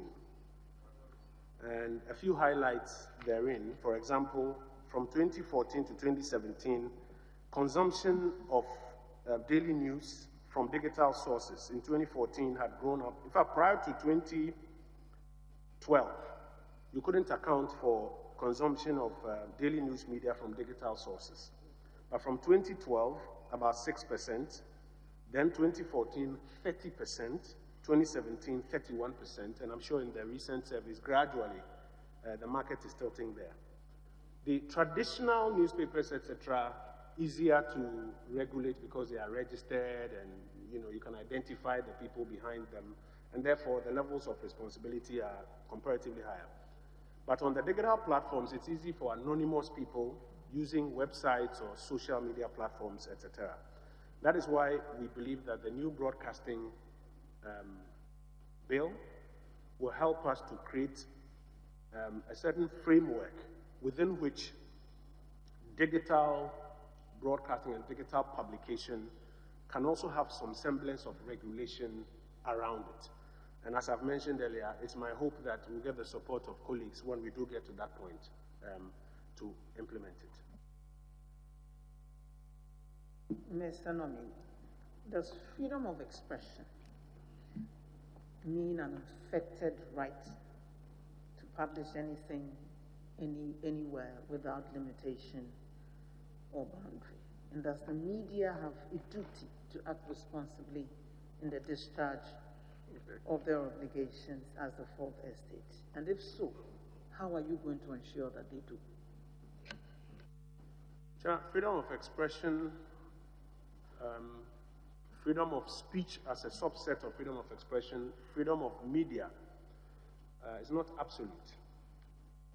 As I have hinted earlier, even the Constitution, which recognizes these doctrines, make them subject to constitutionality and other laws that are not inconsistent with the Constitution. But interestingly, if you look at Chapter 12 of the Constitution, it ties in freedom with responsibility. If you look at the side notes, just close to Article 162, it says freedom and responsibility of the media. So I am a firm believer in media freedoms. I believe we all are. We should uphold it, promote it, safeguard it, but we should also at the same time be interested in supporting the media with the things that make it easier for them to also live up to the standards. Chairman, just a little one. If you can just paraphrase yourself, you believe in media freedom.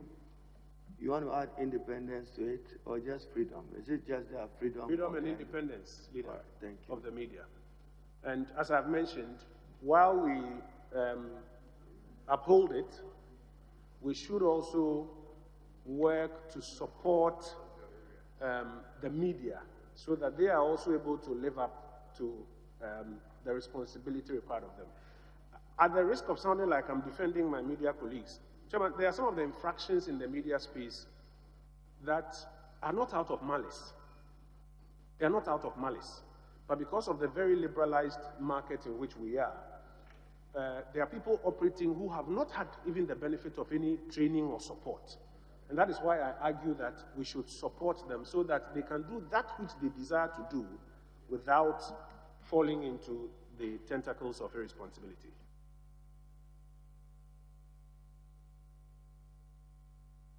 Very well. Yes, because.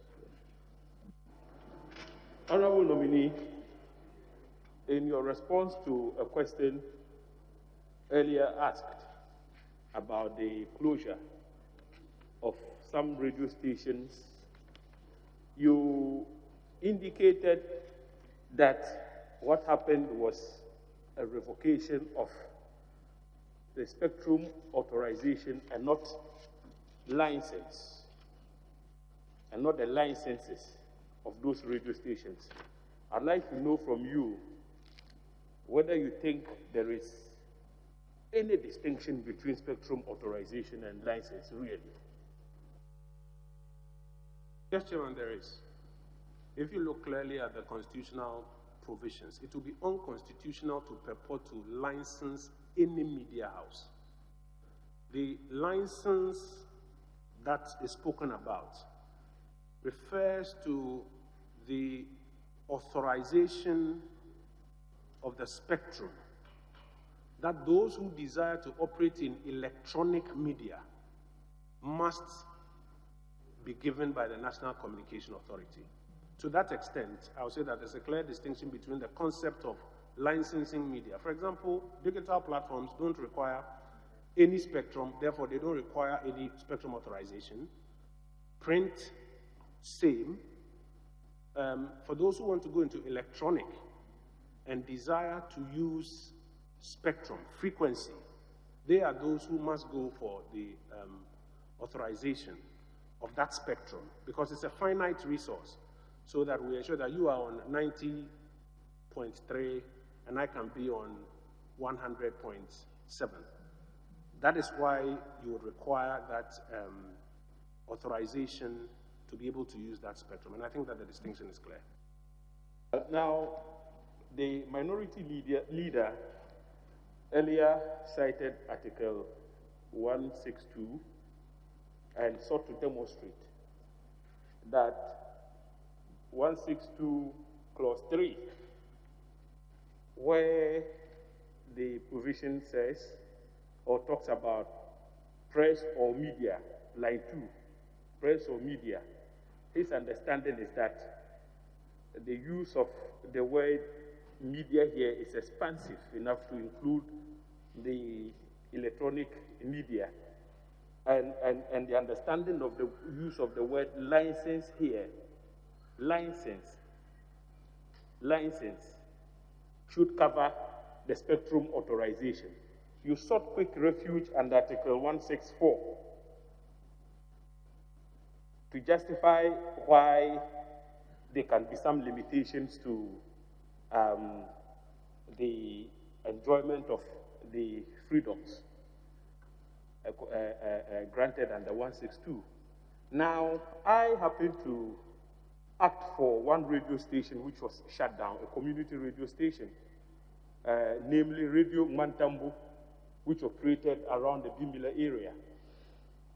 The reason cited by the NCA for the revocation of the authorization of Radio Mantambo was security concerns, that nebulous concept. Are you aware of any other reasons canvassed for the closure of Radio Gold, Radio XYZ, under the specific exceptions provided for under 164, which includes interests of national security, public order, public morality, and for the purpose of protecting the reputations, rights, and freedoms of other persons? Chairman, as you have just read, Honorable Member, my understanding of the brief I received is that it sits under 164, specifically freedoms of other persons, rights and freedoms of other persons. Spectrum is finite. And so your allocation of a particular spot on it, 93.2, means that nobody else can use it. It means also, therefore, that some obligations are imposed on you so that you can continuously use it. If you renege on those obligations, and the Electronic Communications Tribunal is of the view that that amounts to giving up that spectrum, that, in my understanding, clearly fits under the question of the rights and freedoms of others to use that particular spectrum. Because if you want it, you fulfill the obligations associated with it. That is my understanding of the brief as I received it.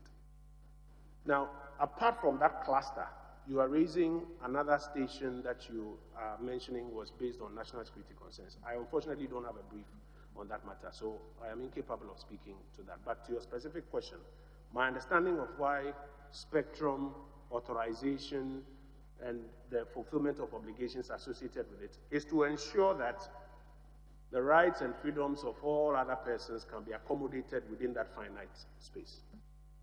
A follow-up question on that. Rights and freedoms of other persons, in effect, would mean that some other persons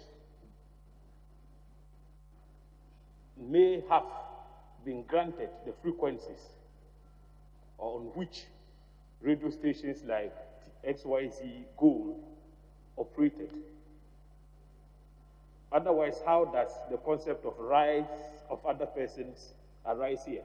Do you know of any specific persons who must have acquired those frequencies that Radio Gold and XYZ used to operate on prior to the revocation?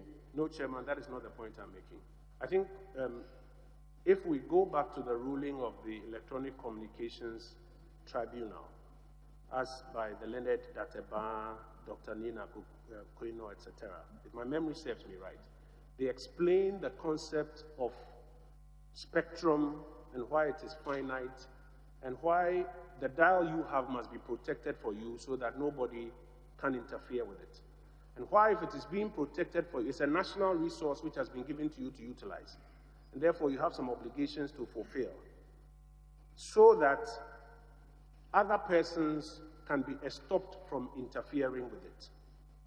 And if you therefore elect not to comply with the fulfillment of those obligations, then the rights of other persons will kick in.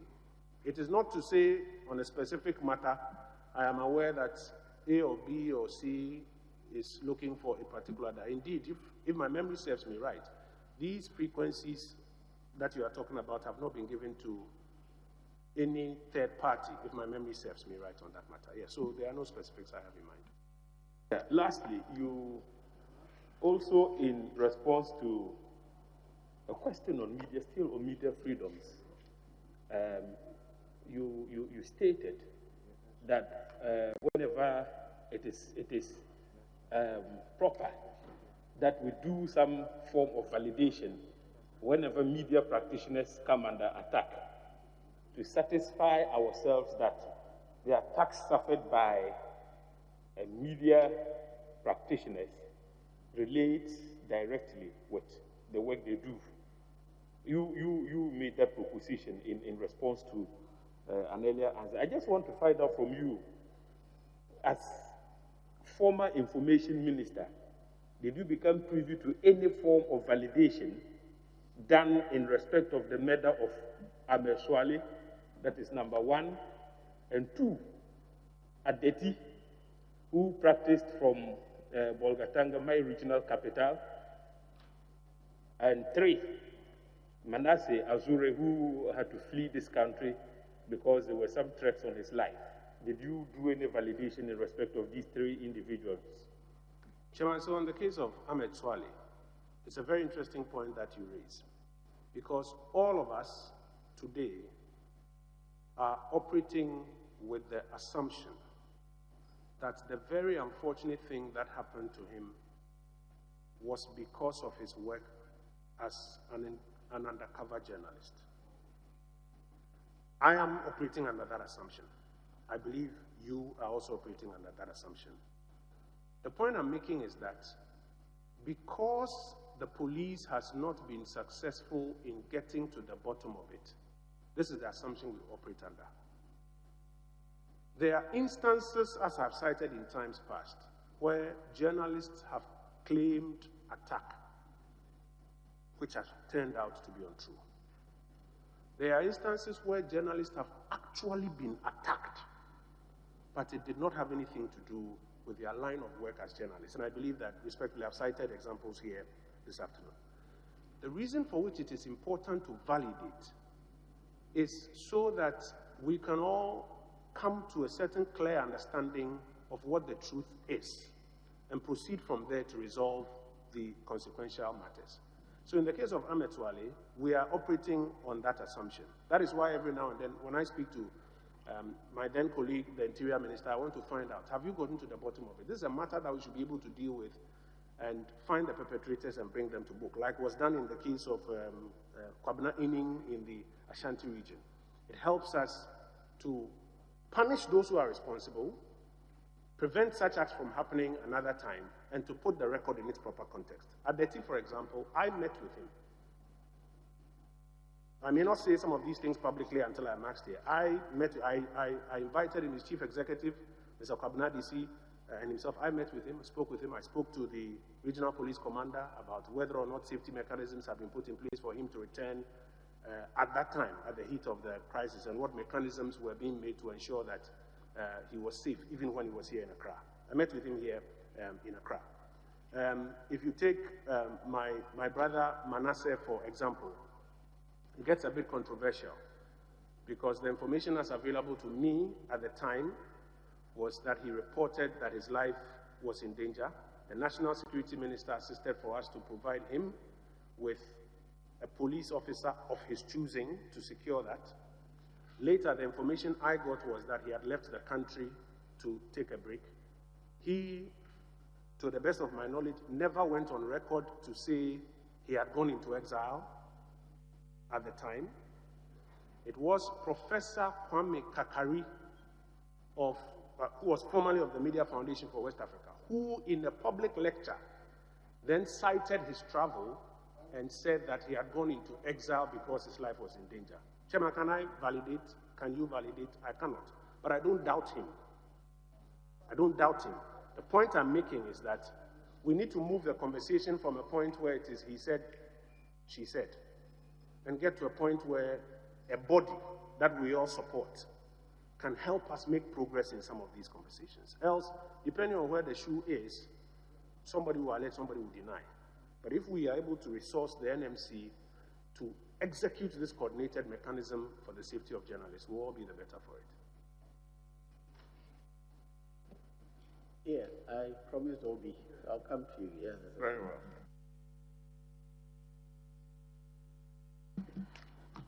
Thank you, Mr. Chairman. Honorable Kojo Oppong Nkrumah, MP of Wase Ayebi. Congratulations. You are still 38 years old.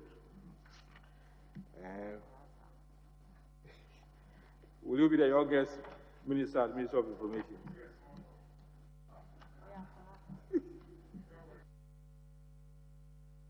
Yeah, thank you.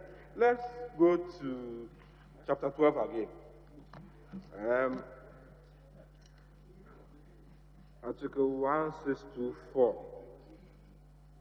It says, editors and publishers of newspapers and other institutions of the mass media shall not be subject to control or interference by government, nor shall they be penalized or harassed for their editorial opinions and views or the content of their publications. Now, we see government in there, you speak for government. Would you say that this constitutional mandate has been complied with by President Kufuor's government and is being complied with? And why do you think that some sections of society give out this perception that government is harassing the media? Well, I think that the Akufo-Addo administration has complied with this constitutional provision and has been ensuring that we do not control or interfere with the work of editors and publishers, or that we do not penalize them or harass them for their editorial opinions and views or the content of their publications. I think not only have we complied, but we have gone further to do other things that are aimed at enhancing access to information. I think earlier I spoke about the Right to Information Act, which was a bill that had come into this chamber for over 15 years, kept coming in and going. And on the watch of President Akufo-Addo, that bill has been passed into law. And today I'm happy to report to your committee the number of RTI requests that have come based on the infrastructure we've put in place and have been responded to. So not only have we complied with this, but we have gone further to do things that are aimed at expanding the frontiers. But it is true that there are lots of reports of attacks on journalists. That is true. And by the way, all of those reports are not necessarily coming from or accusations at the doorstep of government. If you recall that even in our recent elections, supporters of some parties that were not happy, with some media houses participated. There are private organizations, there are people whose money locked up at institutions, they take their, anger on the media. So various sectors of the Ghanaian community are indulging in this. And I think it contributes to the perception. But as I've said already, we need to put in place a mechanism that helps us to validate, that helps us to track, that helps us to sanction persons who are involved, because we need to protect the media. The media, the fourth estate of the realm, provides the sunlight that helps our democracy grow. Thank you. Now, we've heard about our colleagues talking about 164, which is very critical under the freedom and independence of the media. The media doesn't have unfettered rights in pursuing its vocation, but there should be laws which are reasonably required in the interest of national security, public order, morality, for protecting reputations, rights, and freedoms of other persons. Now, do you think there are adequate laws to back this provision, especially for public morality and protecting rights and freedoms, reputations of persons? And I'll tie in this with the LI, which was declared unconstitutional by the Supreme Court, and what efforts have been made to ensure that it's cleaned up and brought back to this place. Indeed, I was a member of I was the chairman of the Central Legislation Committee, which passed this LI, and I happened to be a member of the Media Commission too at that time. But the Supreme Court said it was unconstitutional. But I was thinking that with all these years, about 4 years now, would you say that we've worked adequately enough on these aspects to be able to enforce 164? Chairman, so the first part of my answer is that no, I don't think there are enough laws. There are still a lot of gray areas that need to be touched up, even including some of the ones you are mentioning about public morality. Secondly, the LI 2224, I believe, will be best grounded on a Broadcasting Act. Because in the absence of that Broadcasting Act, the LI, my view respectfully, is hanging. And you can't put something on nothing. And that is why I've mentioned earlier that one of the things we seek to do, after the consultations we did in the last 4 years, sending the draft bill back to the various stakeholders and getting their input, we couldn't meet the cabinet timelines, but what we are now poised to do is to be able to bring that broadcasting bill into this House, get the support of members, have it passed, and then proceed to do an LI, which should hopefully then have an enabling legislation beneath it that can stand the test of time. Because I think part of the ruling in that case, the Ghana Independent Broadcasters Association versus the Attorney General and National Media Commission, was that you could not, by legislative instrument, list out those sanctions that the NMC sought to put out for infractions. Any such sanctions will have to be contained in a proper bill, which becomes an act. That is assuming it is not unconstitutional in itself. And these are the parameters that we'll be working in, hopefully, if you approve me and I become minister. The last one is about politicians who own media houses. There are several media houses, especially radio stations, which have ended up being owned by politicians or pseudo-politicians or people fronting for politicians. What really do you think are the challenges in this area as far as this matter is concerned? So, Chairman, I think it's a position between two extremes. The Constitution gives all these freedoms, which allows everybody who qualifies and who can afford it, including politicians, to set up and own and operate media organizations. And I do not disagree with that. But on the south side as well, there are standards that must be met, including content standards. I think the real fear is that some politicians go very extreme, especially when they own media. And to cure that, what you need is a legislative framework that proscribes some things. If you have that, it doesn't matter who owns the station. Because it is actually possible that the politician does not own the station, but can do very dangerous things on the station. So respectfully, it is for me not about whether the politician is in ownership or not, though I agree it can give greater access and higher risk, but it is more importantly about setting the standards legally and the consequences thereof, so that politician or not, owner or not, we don't go there.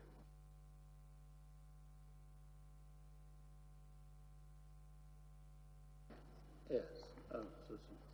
Thank you very much, Mr. Chairman.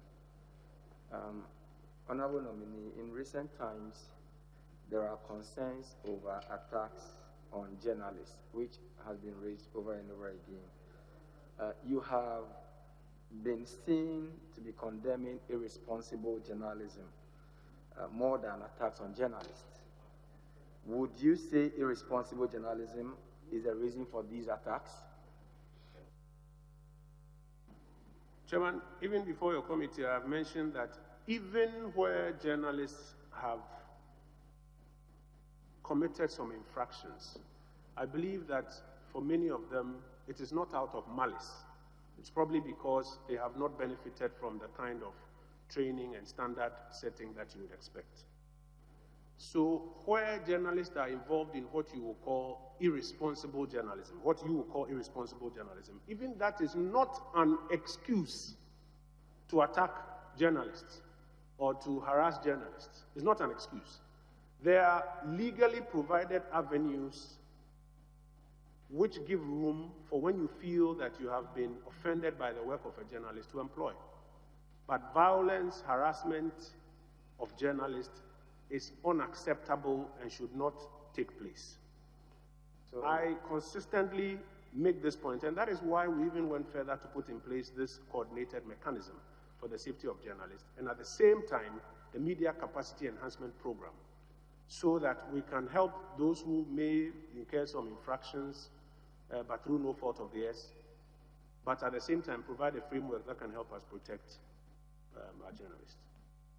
So if that is your position, then I think you should be worried about the closure of the radio stations that have been brought before this committee over and over again, particularly Radio Gold and Radio XYZ. The reason being that you have consistently said that we need to support journalists, we need to support them, even in the face of infractions. In other words, we are given a purposive approach, a purposive interpretation of the law. This House makes rules, and we say we should support people who are breaching the rules. Please, let's move on to other things. No. Mr. Chairman, Mr. Chairman, we make laws. Somebody has breached the law. No, Mr. Chairman, my position is that the minister is saying that even in the face of what is seen as irresponsible journalism, there are some of them which are not out of malice. So my point is that, so the radio stations that were closed down, was their infractions out of malice? Yes, Chairman, I think my very good brother is putting the authorization expiration question in the same basket with irresponsible journalism. I think that the two are different. I think irresponsible journalism, which he spoke to, if I understand him well, is about a journalist who, in the line of his duty, is not complying with the guidelines or the ethics of the Ghana Journalism Association or of journalism. Those ethics, I came with a copy of them here. It's a whole list that every journalist is trained. Don't do this, don't do this, don't do that. Those are the ones that I think if you breach, we are talking about irresponsible journalism. And what I'm saying is that even where that happens, you don't have a right to attack or to harass the journalist.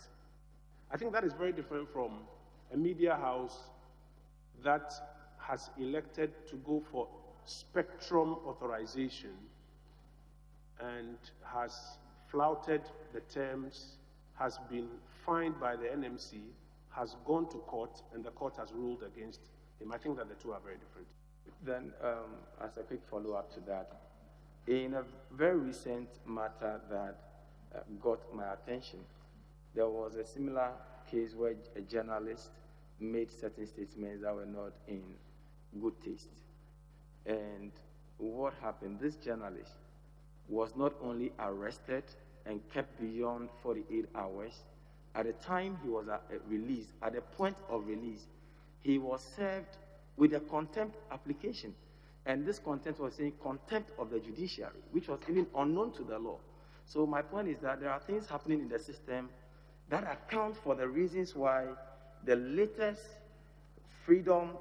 data on press freedom is ranking Ghana the 30th.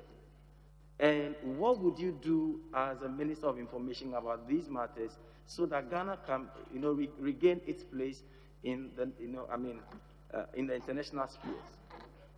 Chairman, I think in my examples before your committee, I have cited specific names, for example, that I was aware of and how I, quote unquote, intervened in those situations. The incident that my good brother is talking about has not been brought to my attention. I am unable to speak to it specifically. But even beyond that, Chairman, I believe that we need to have solutions that are not personal, but solutions that stand the test of time. Institutional solutions. And that's why I've been speaking about the coordinated mechanism for the safety of journalists, the media capacity enhancement program, because I believe that these are two vehicles that if we support, some of these things, some of which may not have been directly brought to my attention, can be arrested.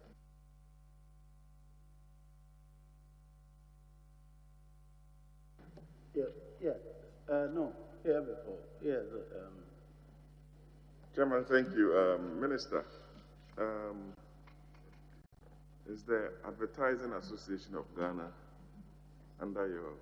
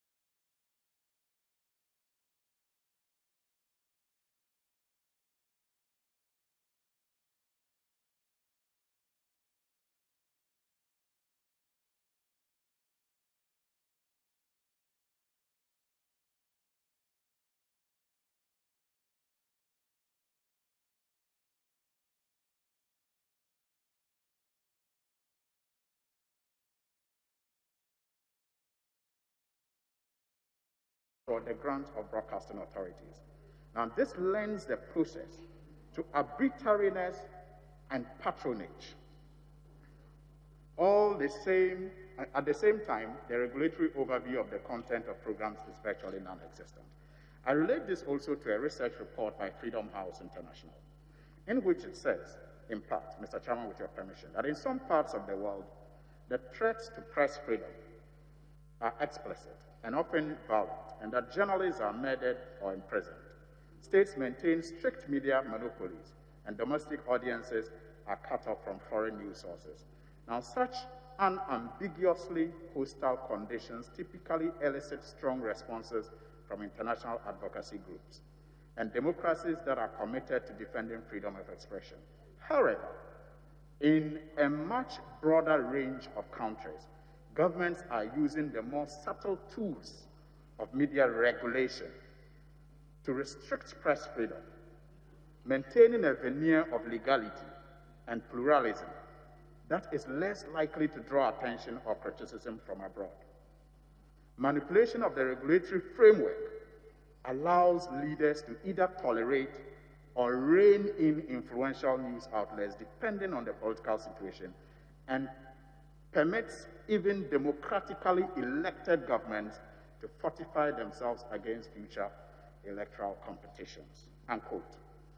Now, being a former broadcaster yourself, how does it feel, given what we know, and given the fact that all of this have contributed to Ghana dropping in the ranking when it comes to when it comes to freedom of expression? How do you feel as Minister of Information that all of this is happening under your watch, a former broadcaster, and what have you done to save the situation? Thank you. Indeed, that publication from Freedom House which he refers to aligns with my comment earlier, and I think I was first to even say that which ought to be done, which is this broadcasting bill that needs to be looked at and passed, we have to be careful so that it does not become the guise under which we claw back on the rights to free expression. I think I mentioned it earlier, because there is enough data that shows various jurisdictions where, in an attempt to handle some of the excesses that are being complained about here, it has been a cover for these clawbacks in those jurisdictions. And I think the point that I was making earlier, which sits very well with the article you just read, which is a view that my brother, who is also a former broadcaster, I believe shares, is that we should be sure that even in trying to solve the problem, we don't create perhaps even a worse problem in this space. My feelings are expressed, I believe, in that route, that this is how we have to handle it. There's a challenge on our hands we have to deal with, but we have to be careful not to fall into this trap. Well, I hope we are not in the trap already. I think I'm suggesting to you that we are already in that trap, and perhaps we must be working together to come out of it. Now, Mr. Chairman, in 2017, when this House worked, the 7th Parliament worked on the budgetary allocations to ministries, the Committee on Information, I think, and Communication, presented its report. The chairman, Kennedy Ajapong, complained at the time about how much the state was owing the Ghana Broadcasting Corporation. He did put the figure at around 40 million Ghana cedis then. In 2019, November 6th, actually, there was also a meeting with the president. The NMC complained, or if you like, pleaded with the president to help the Ghana Broadcasting Corporation to pay an electricity debt of about 25 million Ghana cedis. I recall going through the news reports that you were instructed to help make that payment. I don't know if that payment has been done. But my question is, recently, we lost one of our former leaders, the one I refer to as the man who ended the decade of decay and introduced democracy, God bless his soul, Jerry John Rawlings. And there was a state funeral that was done. GBC have accumulated these debts over the years as a result of the service that they have been doing for the state on behalf of government. At this state funeral, the information is that the coverage of that funeral was outsourced to independent, broadcasters, so to speak. Why did the state do this? Do you know how much was involved? Who was involved in outsourcing the coverage of that funeral? So, Chairman, the question is in two parts about how GBC incurs costs by offering services to the state, and a suggestion that the coverage of the funeral rites of His Excellency the former President Jerry Rawlings was outsourced. So I'll deal with both. Chairman, I firmly believe that GBC costs for state events must be covered. The Director General of GBC would be the first to attest to my insistence that when a state institution asks them to do some program for them, because they know their financial situation, they should ask that state institution to write through the Ministry of Information.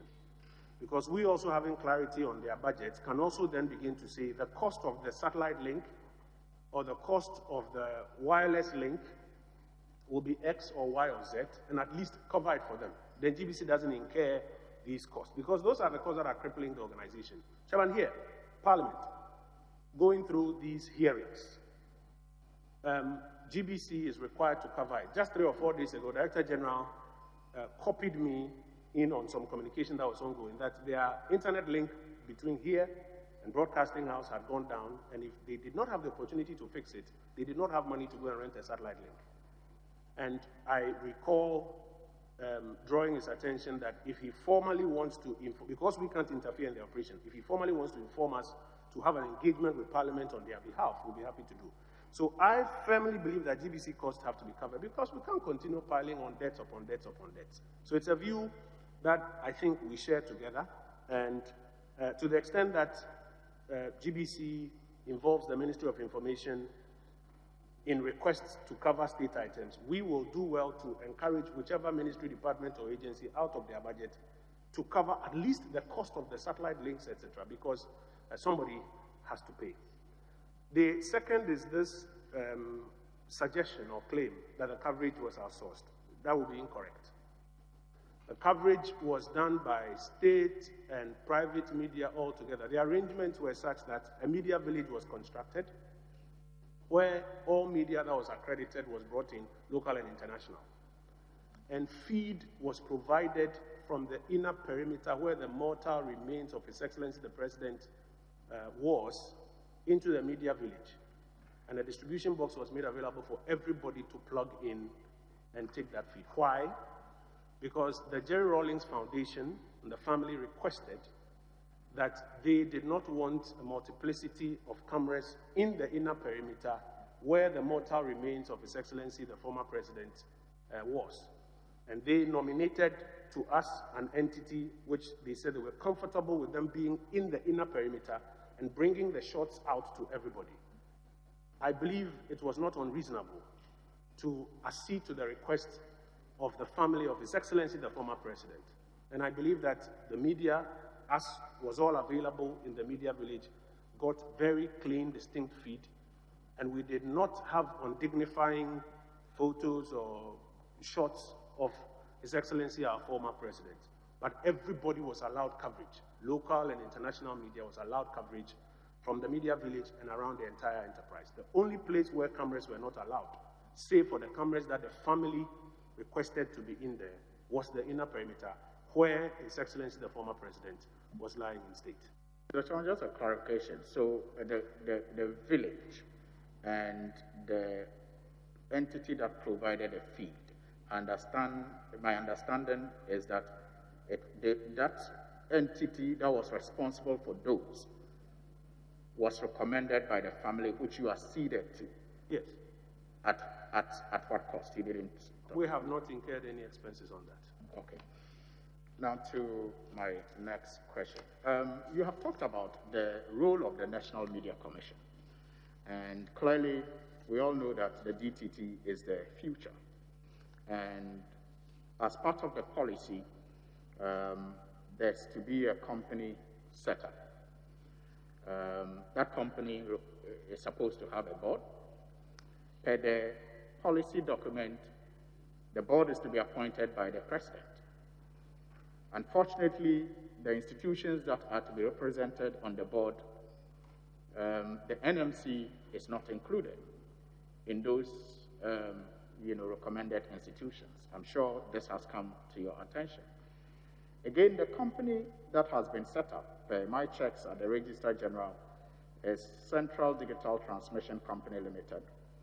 It is listed as a private company, has its lawyers as the secretary to the, as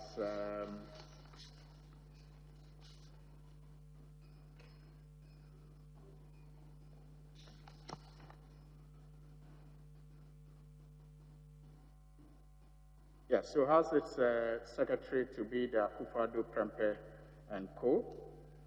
and others. Has this come to your attention, and do you think this is appropriate? One, the fact that the board does not include the NMC, and then this company listed as a private entity. Chairman, so for the matters you have listed, what has come to my attention, what I've been involved in, is the constitution of the board of the Central Digital Company. And I have actually sent in a recommendation to the Honorable Minister for Communications on our views on how the board should be structured. That and other residual matters to do with the operation of that organization, it is my understanding, were not completed before the first term of the Akufo-Addo administration came to an end. My hope will be that when you approve me. Chairman, just one, I've just heard you make reference to Minister for Communication and your good self on Central Digital Board. Is it governed by any legislation, that board? Is there a legal framework? Well, Chairman, as we stand now, the board and its constitution, its operation, the entire organization, are matters that were not completed before the tenure of the previous administration ended. And that is why I said that the one I was aware of and involved in was this constitution of the board. And my expectation is that when you approve me and we do get back in, we can work on these residual matters and tidy them up. Chairman, my question is still, I believe, relevant. Parliamentary Service Board, enabling legislation, Article 124 of the Constitution. This Central Digital Broadcasting Board, what is the enabling law supporting its existence and its operation? Thank you. Well, Chairman, at the risk of not going into too much detail, that is what I'm hinting at, some of the residual matters which were not completed.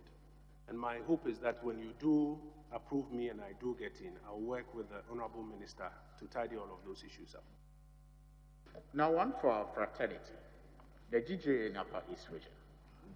The GJA in Upper East Region. They claim you made a pledge of 10,000 Ghana cedis in support of one of their activities.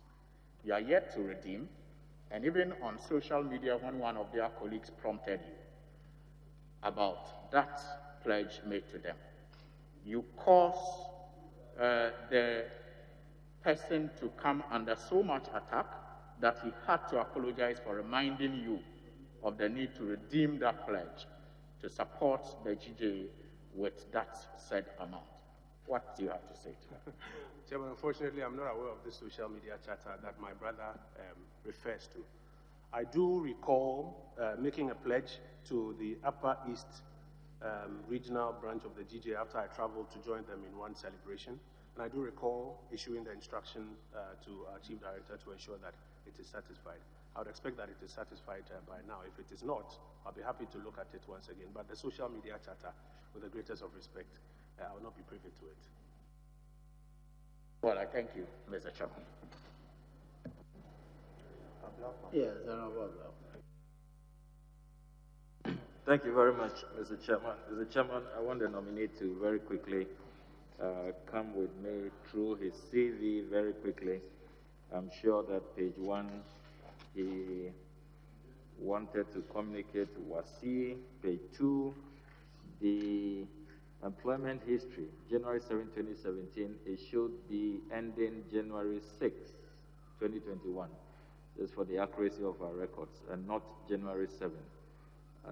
Your tenure as MP and as Minister, the next entry, that should also be amended to January 6, 2021, because by midnight, we all did not have, by midnight of January 6, we all did not have portfolios as it were. Page 3 of your CV, we will also have to clean up President Kufuor as former head of state. We have to capture that accurately with think tanks as well. And the final page, I'm sure Pram is the address you want to provide. So I believe that these matters can be cleaned up with the clerk moving forward. My first question to the honorable nominee relates to a matter you keep stressing, which is validation. We lack validation. We lack validation of attacks on journalists, and that it shouldn't be I say, you say. I hold in my hands a compilation by the Media Foundation for West Africa, chronicling what they call press freedom violations in Ghana from January 27 to December 2020. They have chronicled as many as 56 of these violations, which is staggering. In real essence, it means that on the average, we are talking about one attack a month on the average, and for the 4-year period. You'll agree that that is also affecting our global press freedom index and ratings for that matter. We have lost our #1 place in Africa. 2018, we were 23 out of 180 countries surveyed. We have dropped to number 30. 2019, we dropped 4 places. 2020, we dropped 3 places, and we keep sliding negatively. Will you consider this compilation by the Media Foundation for West Africa a credible validation, which you have been requesting for, that we need to have? And how are you going to respond to this report and end this rather sad situation that journalists find themselves in? I don't know if you are conversant with the report, but you see that virtually every non-journalist is featuring here on this list, from Anas to Umaru Sanda, Dela Rosoloklu, Edward Adeti, Latif Idris, Kwachia Frenyama, Ahmed Hussein Swale, Captain Smart, Abduhai Mumin, Winston Amwa, Evans Mensah, Gifty Ando Apia, Philip Osebonsu, Lord Edu Asari, Sandra Obribia, Ose Kojo of PFM, and many others. Have you seen this report, and does this constitute enough validation as you are looking for? Chairman, the Media Foundation for West Africa is a very well-respected civil society organization in the area of press advocacy and press freedoms. I don't have much basis to doubt what they will put out. Suleimana himself is a very well-respected person. I don't have any basis to doubt what they put out. But I'm sure my brother will agree with me that the validation I'm talking about is not even about the best of works by the best of CSOs. The state must respond to the challenge that we have.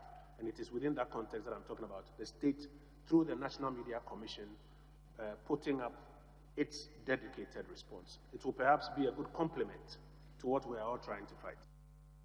So assurance, what are you going to do? We shouldn't leave matters hanging. So if the Media Foundation for West Africa compilation is not sufficient and you want something done by NMC, What are you going to do by way of policy because we have to end this? It's getting out of hand. Chairman, first of all, I did not say the Media Foundation for West Africa's publication is not sufficient. What I'm suggesting is that the state must have its response, even despite what respected organizations like this do. But Chairman, I've already mentioned that we have put in place a whole coordinated mechanism for the safety of journalists. We have worked with the journalists, GJ, GIBA, NMC to develop it. It has gone to cabinet, it's received approval with a caveat, NMC should implement it. NMC is seized with it. The Ministry of Information has provided some funding to NMC to go ahead and implement. I think the last activity was in November last year on it. I concede that they don't have enough resources, and that's why when I mentioned it, I said that for all of us who are committed to this, let us also support the NMC so that they are able to deliver on this for our common good. So work has already started. I think what we need to do is all to be committed to that work that has started and to support it so that it succeeds. My second question is to take you back to the response you gave on the mystery $150 airport antigen test by Frontiers Healthcare Services. You told us that the matter was escalated to the task force and even suggested respectfully that we have been asking the wrong people. If the matter, as you say, was escalated to a multi-sectorial task force, is that not the reason why members of that task force, like the Minister of Health, should know? He directed us to the Ghana Health Service. The Procurement Minister yesterday directed us to the Minister of Finance. The Attorney General nominee, who is a governing board member of the Public Procurement Authority, says he has no idea. So you are now today directing us to the Transport Ministry within the confines of Article 21(1)(f), where the people of this country have the right to information. And government must be transparent and accountable. Honorable, Article 21(1)(f) has been clearly provided with rules how to go about it. Can we take advantage of that so we can move on with this? So the matter is that logically, if the matter is escalated to a multi-sectorial task force, shouldn't the answer be available multi-sectorially?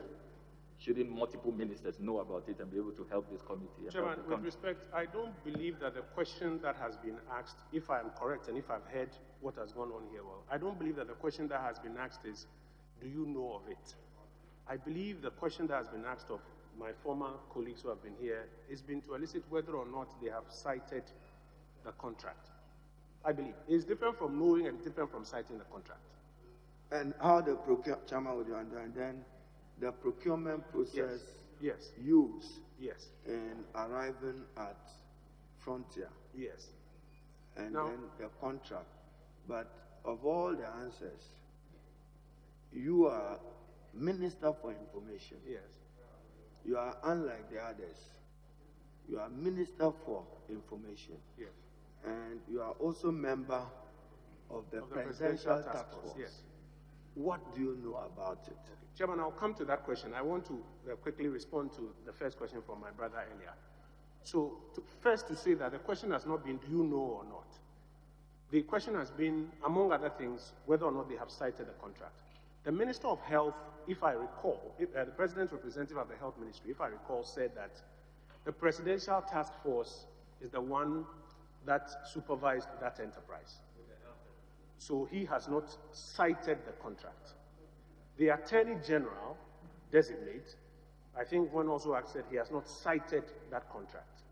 The Procurement Minister designate, I think in response to your question about whether or not she as Procurement Minister designate did not have oversight over it, said that no, oversight over procurement rests with the Finance Ministry. With respect, I don't recall her saying that for the copy of the contract we should ask the Finance Minister. I think that these were specific questions. But Chairman, my answer I've provided as a member of the Presidential Task Force, and in response to leader's question, what I do know is that the COVID response program was escalated to the Presidential Task Force level.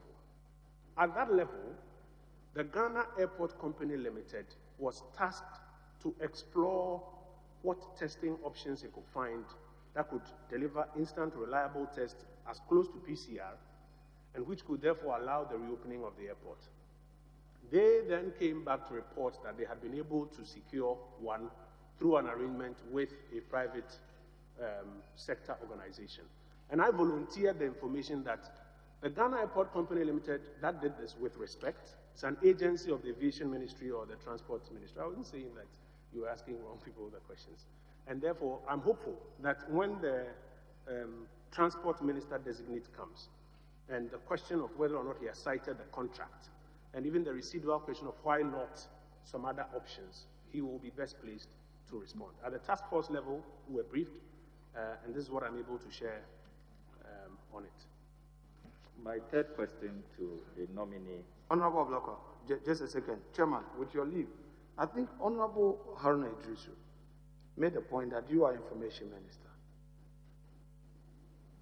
Are you able to get in touch with Ghana Airport Company Limited to give us some information as to whether there is a contract executed between its office and that of Frontiers Healthcare Services? Well, Chairman, as I mentioned earlier, I believe that the Minister for Transport Designate will be appearing before you and will be able to perhaps deliver the closest to first-hand information on it. If I am requested by a committee to engage Ghana Airport Company Limited and fetch a copy of it for Parliament or for the committee within the rules of what is appropriate, I'm sure I'll be able to oblige that. Mr. Chairman, my final question to the nominee relates to a matter he has been very vocal about and speaks to quite often, the financial sector cleanup. And you have indicted the previous government for regulatory weakness and laxities.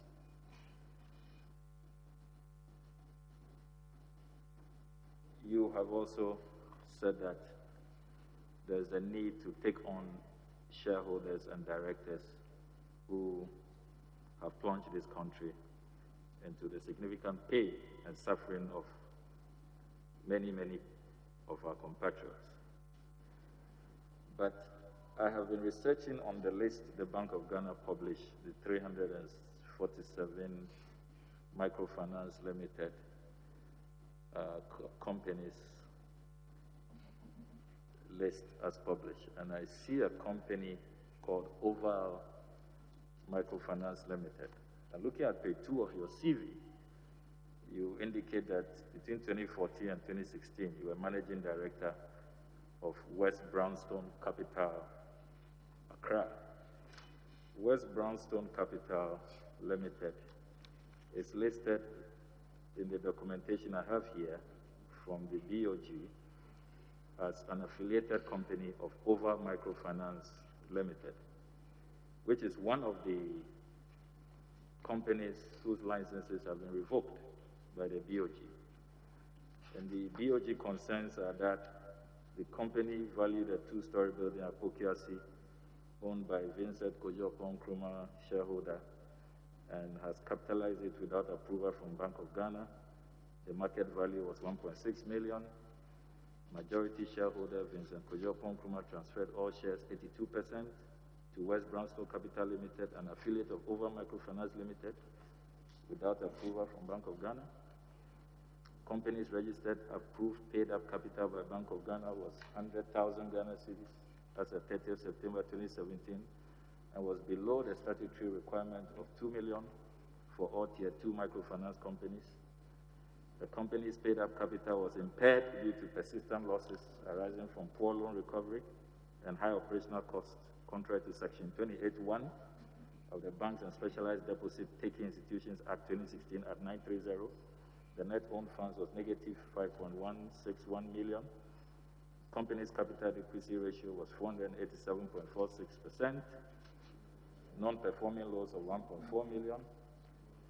The company failed to honor its statutory payments such as staff income tax and Social Security and National Insurance Trust contribution to its workers since January 2017.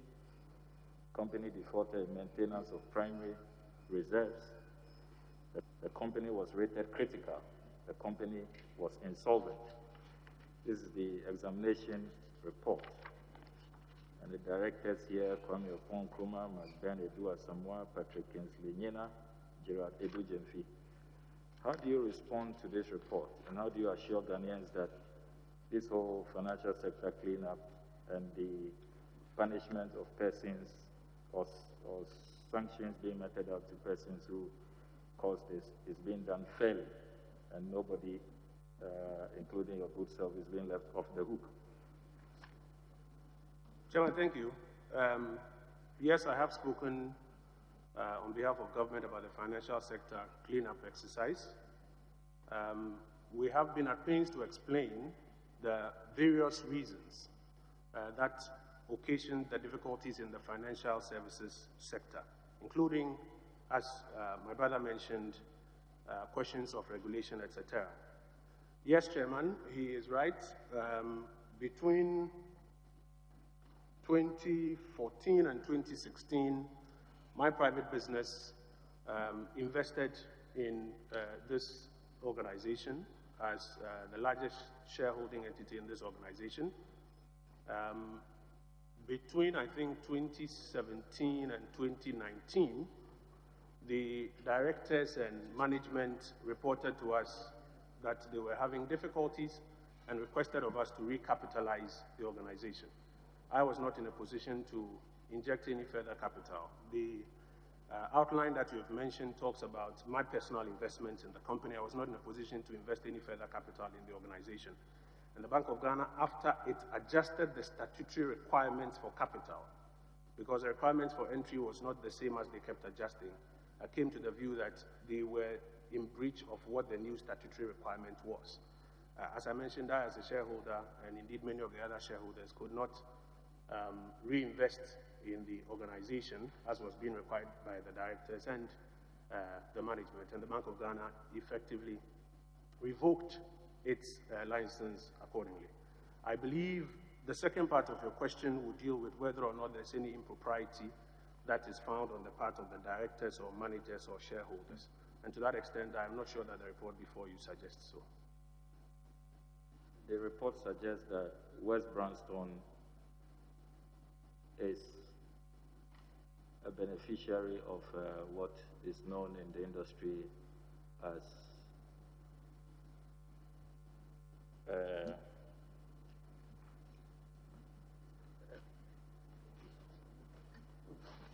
I'm looking for that page of the report, but essentially that as shareholder you were given some money, about 212,000, and actually you are amongst the top 20 defaulting customers. West Brownstone is number 1. Chairman, I'm not sure that will be accurate. To the best of my knowledge, West Brownstone was not indebted to the organization as at the time that the Bank of Ghana was conducting its exercise. So there was no internal party lending in this instance? There was no outstanding liability. I'm grateful, Mr. Chairman.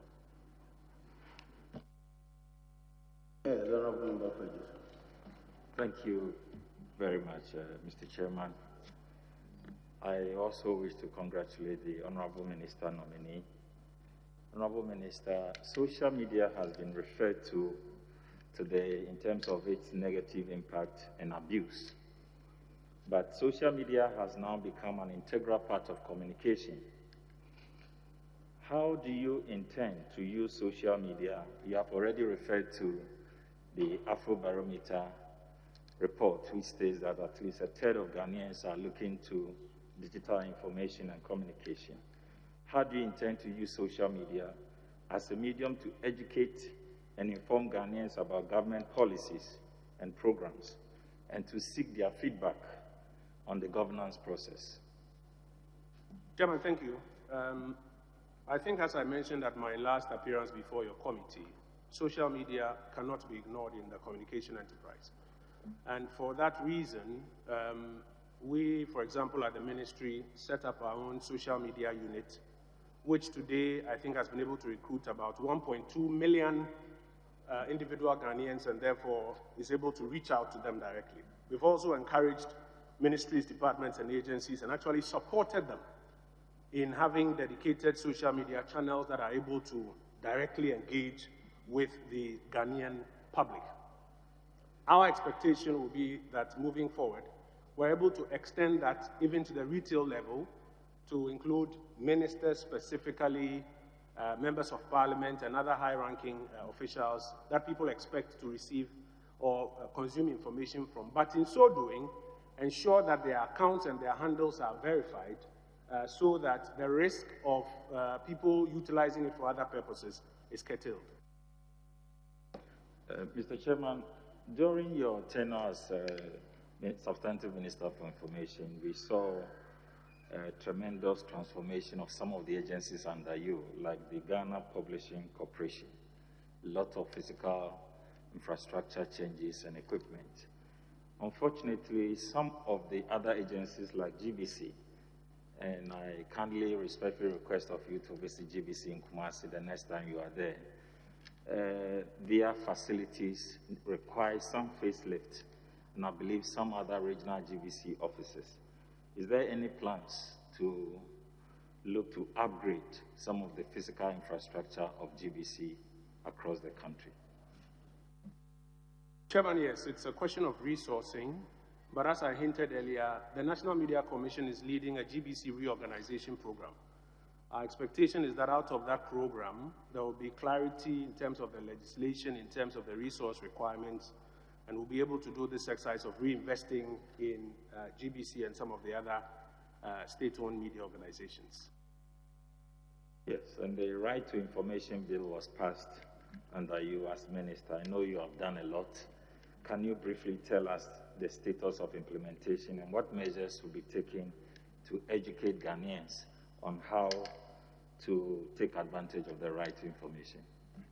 Well, in my responses earlier, I outlined the many things that the RTI division, as we created at the Information Service Department, has achieved and the benefits that have come out of that. I think one of the outstanding items, I mentioned some items are outstanding, is public education on it. If you don't complete the internal work and you make a lot of noise about it publicly, what ends up happening is that you cannot deliver even on your brand promise to users. So having come to the end of the internal exercises that must take place, we'll be looking to do a lot more of the public education so that people can know where to go for information, how to apply for it, how to seek redress if they feel there are challenges. Chairman, may I also mention that the RTI Commission has been set up. The board, the governing board, has been sworn in by His Excellency the President, and they have commenced their work. They are taking leadership in working with us to develop the legislative instrument that is required to flesh out the gaps in the RTI Act.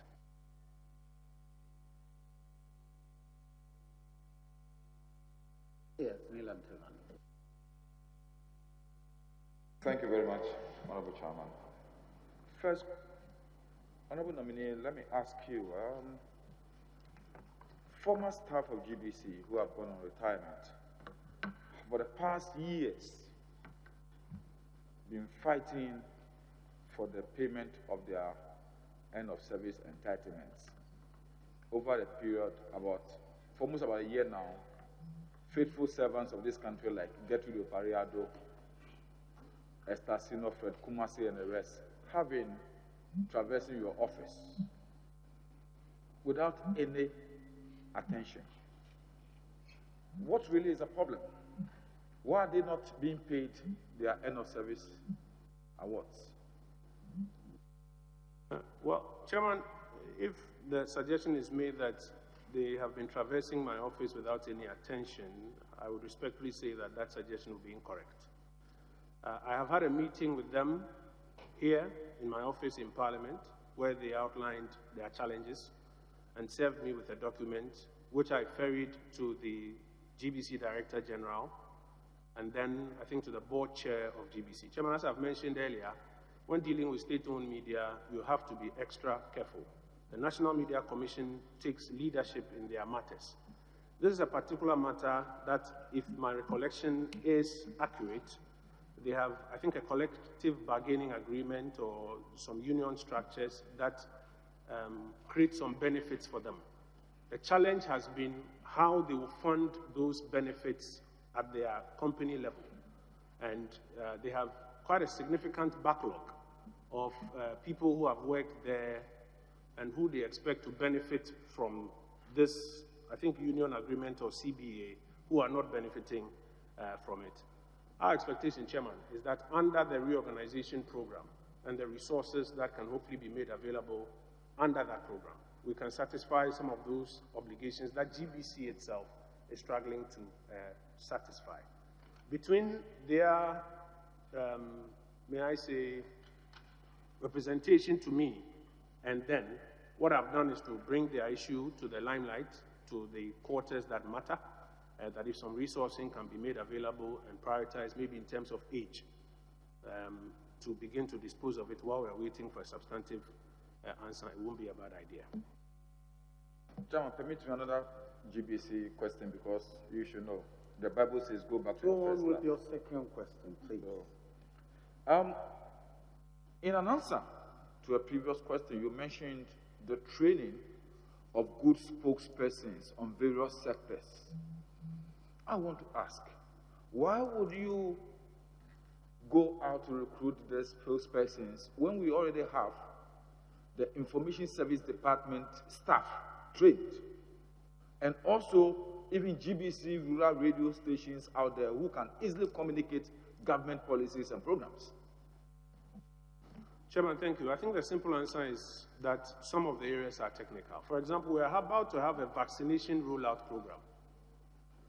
Vaccination rollout program comes with things like ultra-freeze temperature management, logistics, and other things, which are very technical, but which, for the purposes of what we are doing, require some mass communication. I am not even equipped, even after my years in this enterprise, etc., to be the one to lead this technical aspect of the communication. And so are many aspects of our national life developing and requiring that we have people who are well-skilled to lead that kind of communication enterprise. And so the reason for which we will be looking to invest in these 5 spokespersons is to mirror them to each of the 5 subcategories of cabinet, so that for the various sectors, infrastructure is a technical area, security is a technical area, general administration is another area, as I mentioned, social services, including health, etc., they can do that bridging of the gap at the top level. That is not to say that at the ground level or across to the ground, you are going to be recruiting spokespersons. No, we are talking about these 5 subcategories of cabinet so that they can help regularly interact, provide the answers that the media is looking for in these areas.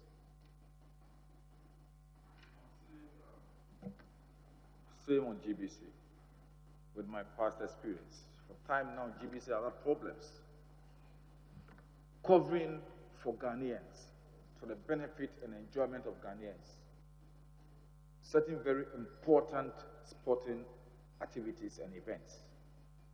For example, a Ghanaian is involved in a world title fight, the Olympic Games, and the rest. It becomes almost difficult for GBC able to send these signals to our rural areas like the chairman's constituency. Because of the commercial interest involved in this, then GBC is set to go out there and compete with other private institutions to get sponsorship for these things, which normally is not the case. GBC has a public, there is a social responsibility to the Ghanaian. What are you going to do to make sure that at least government in its responsibility towards the Ghanaian takes or helps GBC to be able to also do this or discharge this responsibility to the Ghanaian populace? Chairman, I think it's about rights, building a consortium, getting advertising resources or resources to pay for it. In the last major tournament, I don't quite recall the name of the tournament, when I was approached by what they call the consortium, I invited all of them to a meeting and opted to assist them in two ways. First, for the state to pre-finance the rights, and second, for the consortium to commercialize the rights so that we can at least refund what the state had paid. And I think we were able to recoup, I dare say, about 90% of what the state invested. And my suggestion to them, and again, because GBC, state-owned media, you can't dictate, you can't direct them what to do. My suggestion to them was to make that consortium permanent. So a consortium on sporting rights, made up of public and private media here in Ghana, so that when these big events or these big sports games, etc., are coming up and the consortium is interested, the government can assist by prepaying and can assist them to ensure that we sell to all of these private entities that are looking for the same eyeballs, and then that money can be refunded. It is a proposal we've made available to them. They promise that they will come back on it. I expect that if I do resume office, they will come back and we'll be able to act on it accordingly. My last question, Chairman. There was recent hullabaloo about your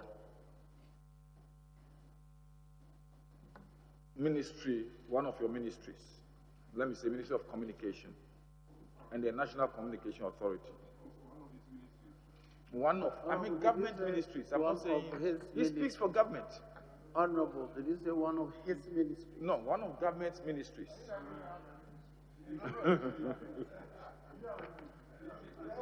Okay.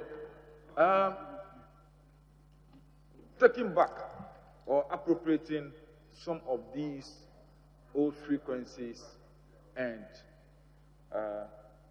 channels that have been reserved for GBC since long, from which one was given to multimedia to get you to work there.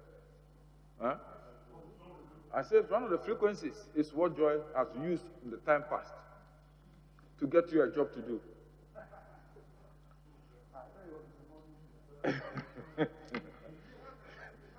Oh, I'm coming to my question. Why are you in a hurry? What was your reaction to that? And do you think it was necessary for that attempt in the first place? Chairman, just a quick correction. No, I did not work on any of the channels that had, or any of the DTT channels that had been given by GBC out. I worked at Multimedia on 99.7, which was an arrangement earlier between GBC and them. But the issue you are talking about are the DTT transmission channels on their multiplex, if I'm correct. So, Chairman, you would recall that with the advent of DTT and various technologies, there are different transmission companies. So there's Multi-TV that transmits, there's DSTV that transmits. In fact, GBC TV has what we call the T1, that has about 11 or 12 other channels on it. I think when COVID came and we were looking for channels, there was even GBC T1 that had one redundancy channel, and I mentioned it as part of the successes we've chalked, that they were able to create the learning channel, which helped us pretty well. My understanding is that the operators of the DTT channel under the Ministry of Communications sought to create redundancies on their platform and invited all the stations that had more than, I think, 1 or 2 channels to a meeting and explained to them the rationale and suggested that they should go back, engage with their boards and management, think through it, so that in the end, they could keep their 2 most important channels on it, and then redundancies could be created. Now, Chairman, you recall that GBC, for example, operates all of its 6 channels on the T1 platform and has even added other private channels onto it. GBC has 1 channel on the DSTV platform, and I think on Star Times and other platforms. it was unfortunate that after that initial conversation with GBC, what came out was news reportage that the Minister of Communications had instructed GBC to shut down 6 channels. I don't think that that was an accurate reflection of the conversation that was going on. I think GBC petitioned the National Media Commission, and I wrote a brief to inform the National Media Commission on what I knew about the situation and how I thought we could resolve it. Thankfully, the matter has not been retired. You'll recall that as part of the engagements that were ongoing, the President instructed that the processes be halted for some further consultations. And I believe all the representations that have been made, including the brief that I sent in, will all be factored in resolving the matter. The second level of the question, do you think it's necessary? Thank you. Yes, Honorable. Do you think the second level of the question has not been answered? Do you think that exercise is really necessary? Honorable Patricia PJ, please. Right. Thank you, Mr. Chairman. Honorable nominee, congratulations once again. The Honorable, Mr. Chairman, the Honorable nominee, in an earlier submission, made a very interesting but factual statement that the media provides sunlight that helps our democracy grow. Mr. Chairman, it is widely known that one critical challenge confronting the media industry is capacity building. Your predecessor, when he attended to the House in 2017, gave us an assurance that he's going to actually deploy some of the funds for media development, the Media Development Fund, to address this challenge. You've also mentioned a scheme. You mentioned an enhancement, media enhancement scheme. I'll be very interested if you can expatiate on this scheme for the benefit of this House. Thank you, so that we know exactly where you're going. Chairman, thank you. Chairman, very briefly, it is actually the same thing. Initially, there was a conversation of a media development fund. Indeed, the previous administration attempted it, administered it in a particular manner. When we assumed office, when I was deputy minister, the minister at the time worked to see if we could revive that fund for it to progress. And it's in that light that he made those representations. Eventually, when we settled on, and by the time I was in the chair, was the Media Capacity Enhancement Program, which is a targeted response by helping to put whatever resources that government can find and can mobilize to use in terms of helping to build the capacity of practicing media persons. Now, because government doesn't want to be the one determining the content, etc., what we did was to set up a working group made up of people within the industry and academia, and to create a framework where we can provide them with the resources for them to actually go about the exercise of doing the administering of the capacity enhancement program. And we look forward to it taking full flight in the second term. Honorable, now leadership.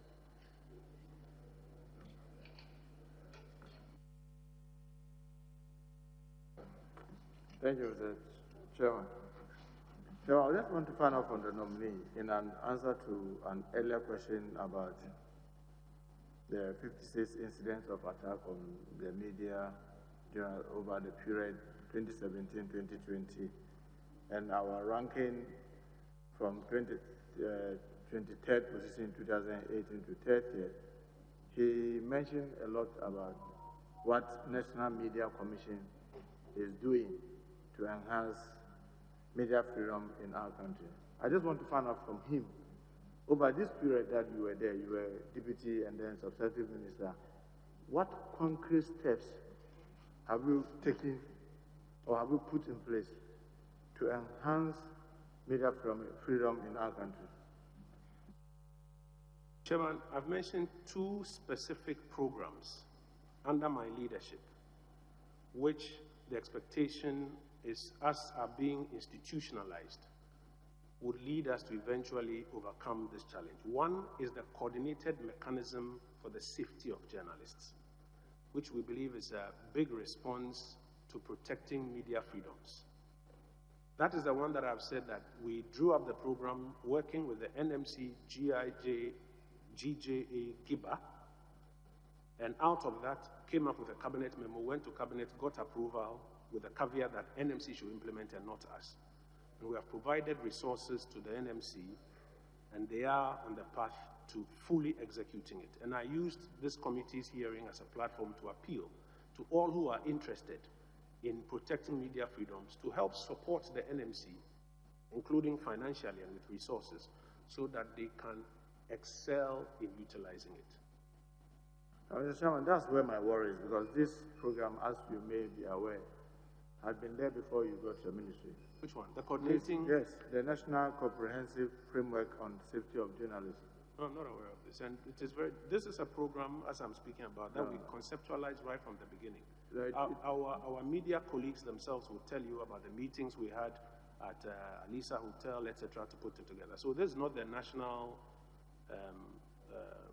the comprehensive framework. How different is that from what was there? Well, I don't even know about it, so that's how come I don't even know. My worry is that for 4 years, if we've not been able to get its full implementation, what guarantee are you giving us that in the next 4 years, if given the nod, this will be fully implemented? Chairman, I've been minister for 2 years, and in this 2-year period is when the crisis itself escalated, during which period I've had to put in place this response. My hope is that in the next 4 years, we all will be able to get some support and resourcing for the NMC to fully execute it. The Chairman, the second is the Media Capacity Enhancement Program, which is aimed at building or enhancing capacity. The media has outstanding capacity, but we need to build on it. And that is the other one that I spoke to. So again, for that as well. But that is being led by us directly, but the working group on it is the one that is executing directly. Mr. Chairman, on 30th May 2018, you and I, our colleague, Honorable Kojo Oppong, sat on his radio station and TV, and out of anger from the investigative journalism of Tiger IPI, made a lot of comments, some even attacks, and suggested that persons, I mean, if I may quote in tree, he said, if you meet him anywhere, slap him mercilessly. Yes, I said it. Beat him. He added, this is a matter, this is a matter of public. What were at the time, even though I know at that time you were a deputy minister at that, in that sector. Sorry, what did you do? That? Come again. I had a quote. Who was being quoted? I was quoting Kojo Oppong. And I said that even though during that time he was a deputy minister, what did you do when the member of parliament was issuing all these threats?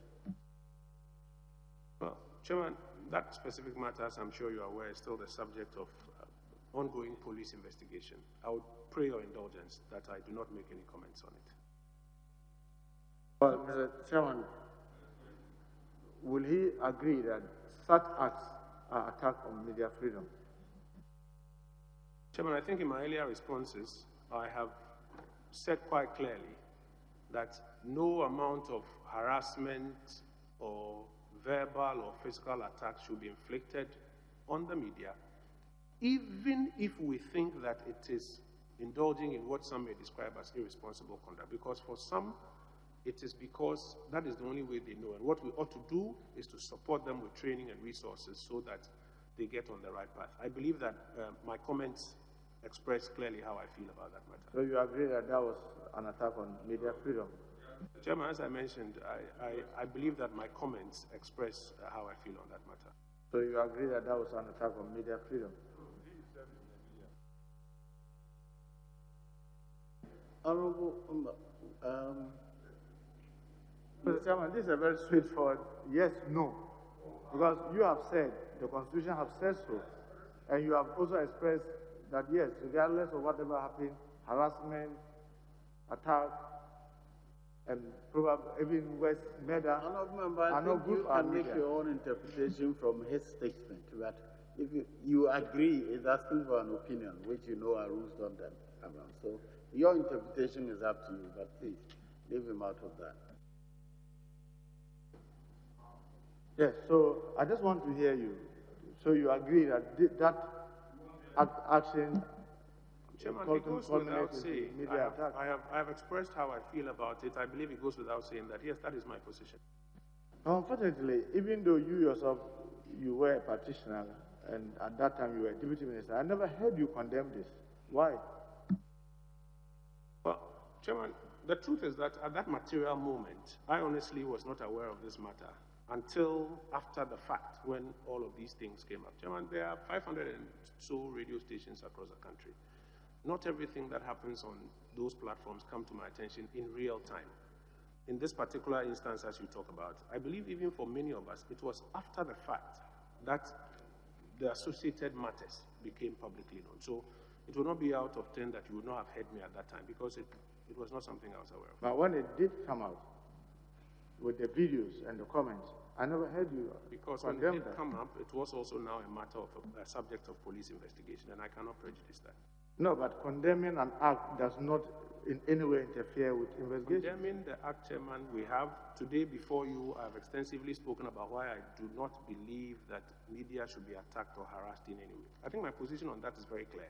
But on a specific matter that was under investigation at the time it came to public limelight, I pray my leader to bear with me that it would not have been appropriate for me to be speaking on ongoing investigations. Mr. Chairman, for the avoidance of doubt, I've heard him speak earlier on the murder of Ahmed Saleh and how you were saying that's the perception, that is even you yourself, that's also the impression that you're also carrying, the suspicion. It's been over 2 years. Has government found any contrary position to the fact that he was murdered because of the work that he did? The police have not told us so. So long as we are concerned, he was murdered because of the work that he did, and that was attack on the... Yeah, that's a suspicion that we are all operating with. So you agree including myself, that's a suspicion that we are all operating with. So you agree with the international press freedom when they add the murder of Ahmed Saleh as part of those who have died in the line of their duty? To the extent that no contrary evidence has been provided, yes, I would agree with them. Honourable Member, what is the basis of that conclusion? Have they provided any evidence to suggest that? Evidence has been provided to suggest otherwise. I will not fault an international organization that therefore proceeds on the generally suspected view and adds it to their rankings. What do you then say to those who claim that, well, it's sad, it's unfortunate for people to say that the murder of Ahmed Saleh is an attack on press freedom? What do you say to people who claim that it is sad and unfortunate that the murder of Ahmed Saleh is being counted as attack on media freedom? Well, I think that they need to understand the context within which some of these statistics, etc., are put together. Because unless you have some contrary evidence, the generally suspected view is what will be applied in this case. But this is also why, Chairman, as I mentioned earlier, it's important to have a mechanism that helps us to validate, to track, to follow up, to put pressure on the entities that must work. So do you remember the president saying this himself? Our president saying this himself? Saying what? That it's unfortunate that the death of Ahmed Saleh is being associated with attack on media freedom. If those are his words, I think that is also understandable because, like I've explained, you either have contrary evidence or how those who are accounting for it on the global platforms will be to add it.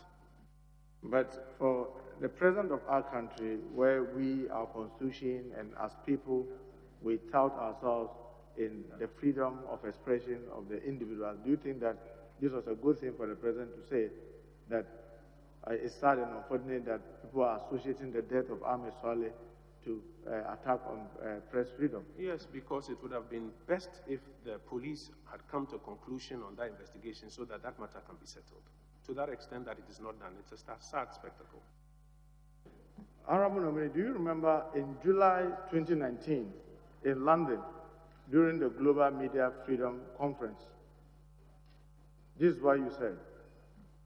It is very disappointing that a case of Ahmed Saleh, as high profile like that, which worked us back on press freedom, has remained unresolved. Why did you, and unquote, why did you say this, worked us back on press freedom, if you didn't believe, or if you would support those who say it is sad and unfortunate that his death is being associated because with Chairman, press freedom? consistent with the conversation we've been having, until you have contrary evidence, it will be added and it will walk us back. Now, as the Minister for Information and also maybe a former practitioner in the media setting, since the death of Ahmed Saleh, is there any steps that you have taken to help speed up the investigation? Because it's been 2 years, it's over 2 years, and no information is forthcoming from the... Chairman, the President's representative at the Ministry for the Interior will be the first to attest to the regularity of my queries to him on how far they have come on that. As you do know, investigations are within the ambit of the police, that is under the Interior Ministry. I cannot bypass him and go directly to the agencies, but he will be the first to speak to the regularity with which I request for an update from him. Because the truth is that it's not a pleasant thing for that thing to be hanging around our press freedom record. It will be important for the police to come to the bottom of it, find the persons responsible, and bring them to account. I do concede that sometimes investigations take time, even in the best of police environments, but I think we cannot stop but continuously remind the police that that is an outstanding matter that must be resolved. Mr. Chairman, when a journalist on Munti FM is said to have threatened the life of the president, can you hear me? I'm saying that when a journalist on Munti FM is alleged to have threatened the life of the president, he was arrested and is facing trial. When the Honorable Kojo Oppong, the national chairman of NDC, is alleged to have threatened the chair of EC, he is facing trial. So why is our colleague, Honorable Kojo Oppong, who said all he did before the murder of Ahmed Saleh, is not facing trial? Chairman, with respect, the police and the prosecutorial authorities will be best placed to answer that question. I am incapable of providing an answer to that. Mr. Chairman, I often hear you advising journalists and media organizations to practice responsible journalism in their media organization. Is that right? Most of the time when you are talking to your colleagues, I keep hearing you say... No, that is not correct, Chairman.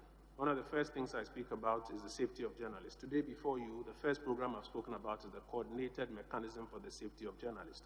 Today before you, I have been extensively advocating for media freedoms and why we should protect and support journalists. So if there's a supposition that I'm only heard advising or calling for responsible journalism, that is an incorrect supposition. Mr. Chairman, I want to take him through the independence of the state-owned media and National Media Commission. Mr. Chairman, they've all made reference to the Chapter 12 of the Constitution. The state-owned media, Graphic, GBC, Times, GNA, are supposed to be insulated from government control. To ensure this, the Constitution placed the management and oversight of this state-owned media under the National Media Commission. That is why, even though the state-owned media are seen as agencies under Information Ministry, which he heads, or he was the minister then, it is the National Media Commission and not any minister that appoints the board of the state-owned media, and the board in turn appoints the Director General of the state-owned media. Are you aware of the letter that was written by the Minister for Communication to the Director General of Ghana Broadcasting Corporation, GBC, directing GBC to cede or give out 3 of their digital broadcasting channels? Are you aware? Yes, Chairman, I think I answered that and gave an elaborate account of what my understanding of it was and what the current situation is. I just want to find out whether you, as the Minister for Information, was consulted. Whether the Minister for Communication did consult you as the Minister for Information, who, I wouldn't want to say play oversight over GBC, but GBC is one of the agencies under you. Did she consult you? Chairman, I've already explained that the narrative out there that the Minister directed GBC to shut down 6 channels is not correct. The Minister invited GBC and a number of, at least one other station that had more than 2 channels on their multiplex to a meeting and discussed with them the need to have redundancies and gave them, if I'm correct, I think an 8-week period within which they should consult their boards and management on which of their channels they could cede and the 2 that they would like to keep on the platform. It was during this period that this story came out that the Minister had directed them to shut down 6 of their channels. So, Chairman, I think that must be put in its right context. But specifically to answer your question, the Minister consulted me that she intends to have a conversation with the channel operators to explore how they could create redundancies on the multiplex platform. So I was surprised when I saw the story out there that the Minister had instructed them to shut down their channel, because the Minister cannot do that. Are you saying that there's no any letter from the Minister for Communication to the Director General of GBC to this effect? It was only in a meeting and discussions? Chairman, I have cited a letter from the Minister to the Director General capturing the conversation that took place at the meeting and reiterating the fact that in 8 weeks' time they should revert on which of their channels they would cede and which of the 2 channels they would like to keep. That I have cited. But a letter that says that shut down 6 of your channels, I have not cited any. And Mr. Chairman, you think that you, being the minister under which the agency GBC is, was not the one to do that, but Minister for Communication should just inform you to go ahead to do that, and you think that that is right? Chairman, the DTT platform is not operated by the ministry responsible for information. It's a platform operated under the Ministry of Communications. It is their platform, like DSTV belongs to MultiChoice, or MultiTV belongs to, I think, KNet, or any other transmission platform. So I could not have been the one creating redundancies on a transmission platform that is not under my supervision, number 1. Number 2, what the Minister did was to consult me that this is what she desires to do in consultation with her team on that platform that is managed by them, and that she would like to engage with GBC on how to do that. And she proceeded so to do. And so the letter I cited, Chairman, as I mentioned, essentially was about that engagement. I have not cited a letter that says that shut down 6 channels, and that's why I make the distinction. Mr. Chairman, I want to find out from you whether the National Media Commission, whose mandate under our Constitution was to oversight GBC, was consulted. Well, Chairman, I believe that that would be appropriately put to the Communications Minister. I was consulted. Because they are an agency under you, that was why I asked you, and you said that you were informed by the Minister for Communication. So you should be able to be in the know to know whether National Media Commission was consulted. Well, Chairman, as I mentioned, in my opinion, respectfully, the best person to respond to that will be the Minister for Communications. So you are not aware whether National Media Commission was consulted or not? Chairman, I have not said so. I have suggested that so I'm asking you whether you were aware they were consulted or not. To respond to whether or not they were consulted will be the Minister responsible for communication. No, but you are working with both the National Media Commission and the GBC, and you said here that the Minister did talk to you or consulted you before engaging Ghana Broadcasting Corporation. And I'm asking you whether you are in the know that she did consult National Media Commission. This is a very simple yes or no. Well, Chairman, I do not have any information to that effect. So you are not sure whether she did or she didn't? I do not have any information Honorable to that effect. Chief Whip, please move on. He has answered that question about 5 times. what will you say to those who say the attempt to take over the channels of Ghana Broadcasting Corporation without consulting the National Media Commission was a usurpation of the powers of the National Media Commission and an attempt to disregard the National Media Commission in the affairs of the state broadcaster? Chairman, if there was no consultation, then that will be the case. But as I mentioned, I am not able to respond to that question as I said before you. What will you do as the sector minister, if approved, to avert a situation of some of their channels being taken in future? Chairman, as I've mentioned, there's a GBC reorganization program which includes which platforms they will be operating on, how many of their channels they intend to put on those platforms, how they will be funded, what their legislation says. It's an entire program that the National Media Commission is leading for us to execute. It's my expectation that that program will respond to all of these outstanding concerns about GBC.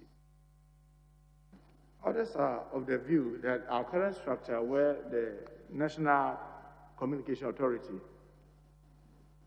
authorizes and supervises the authorization certificate of frequencies to FM stations and TV stations, should be something that should have rather been under the National Media Commission. What is your view on this? As in the frequency authorization? Yes, authorizations. Chairman, I don't share that view. Why? Because the usage of frequency is not just by media. And so a body that is dedicated to the management of frequency, distinct from the National Media Commission, which is a constitutional creature with its functions, is the best placed body to handle authorization matters. Mr. Chairman, in an earlier answer to a question about the Central Digital Transmission Company Limited, he said the process was not completed and he believed that the implementation hadn't started. Just for the avoidance of doubt, I just want to be sure whether this was a public entity or a private entity. Honestly, Chairman, my recollection of the type of entity is not very clear. I honestly do not recall what type of entity that it was. There were, and that's why in answer to the earlier question, I said the parts of that conversation that I recall include the constitution of the board, which I wrote to the Honorable Minister about, which we are in the process of working on. Unfortunately, it could not be completed before the term ended. And this company was supposed to more or less regulate the flow of the TV channels in the country, is that right? No, if I heard the Minister for Communication right, even though she's not sitting in the chair, that it was just providing an asphalt for every vehicle to be able to pass on, whether it is an articulator or a Kia or a taxi, so that it's just a provision of asphalted road that will be accessed by everybody.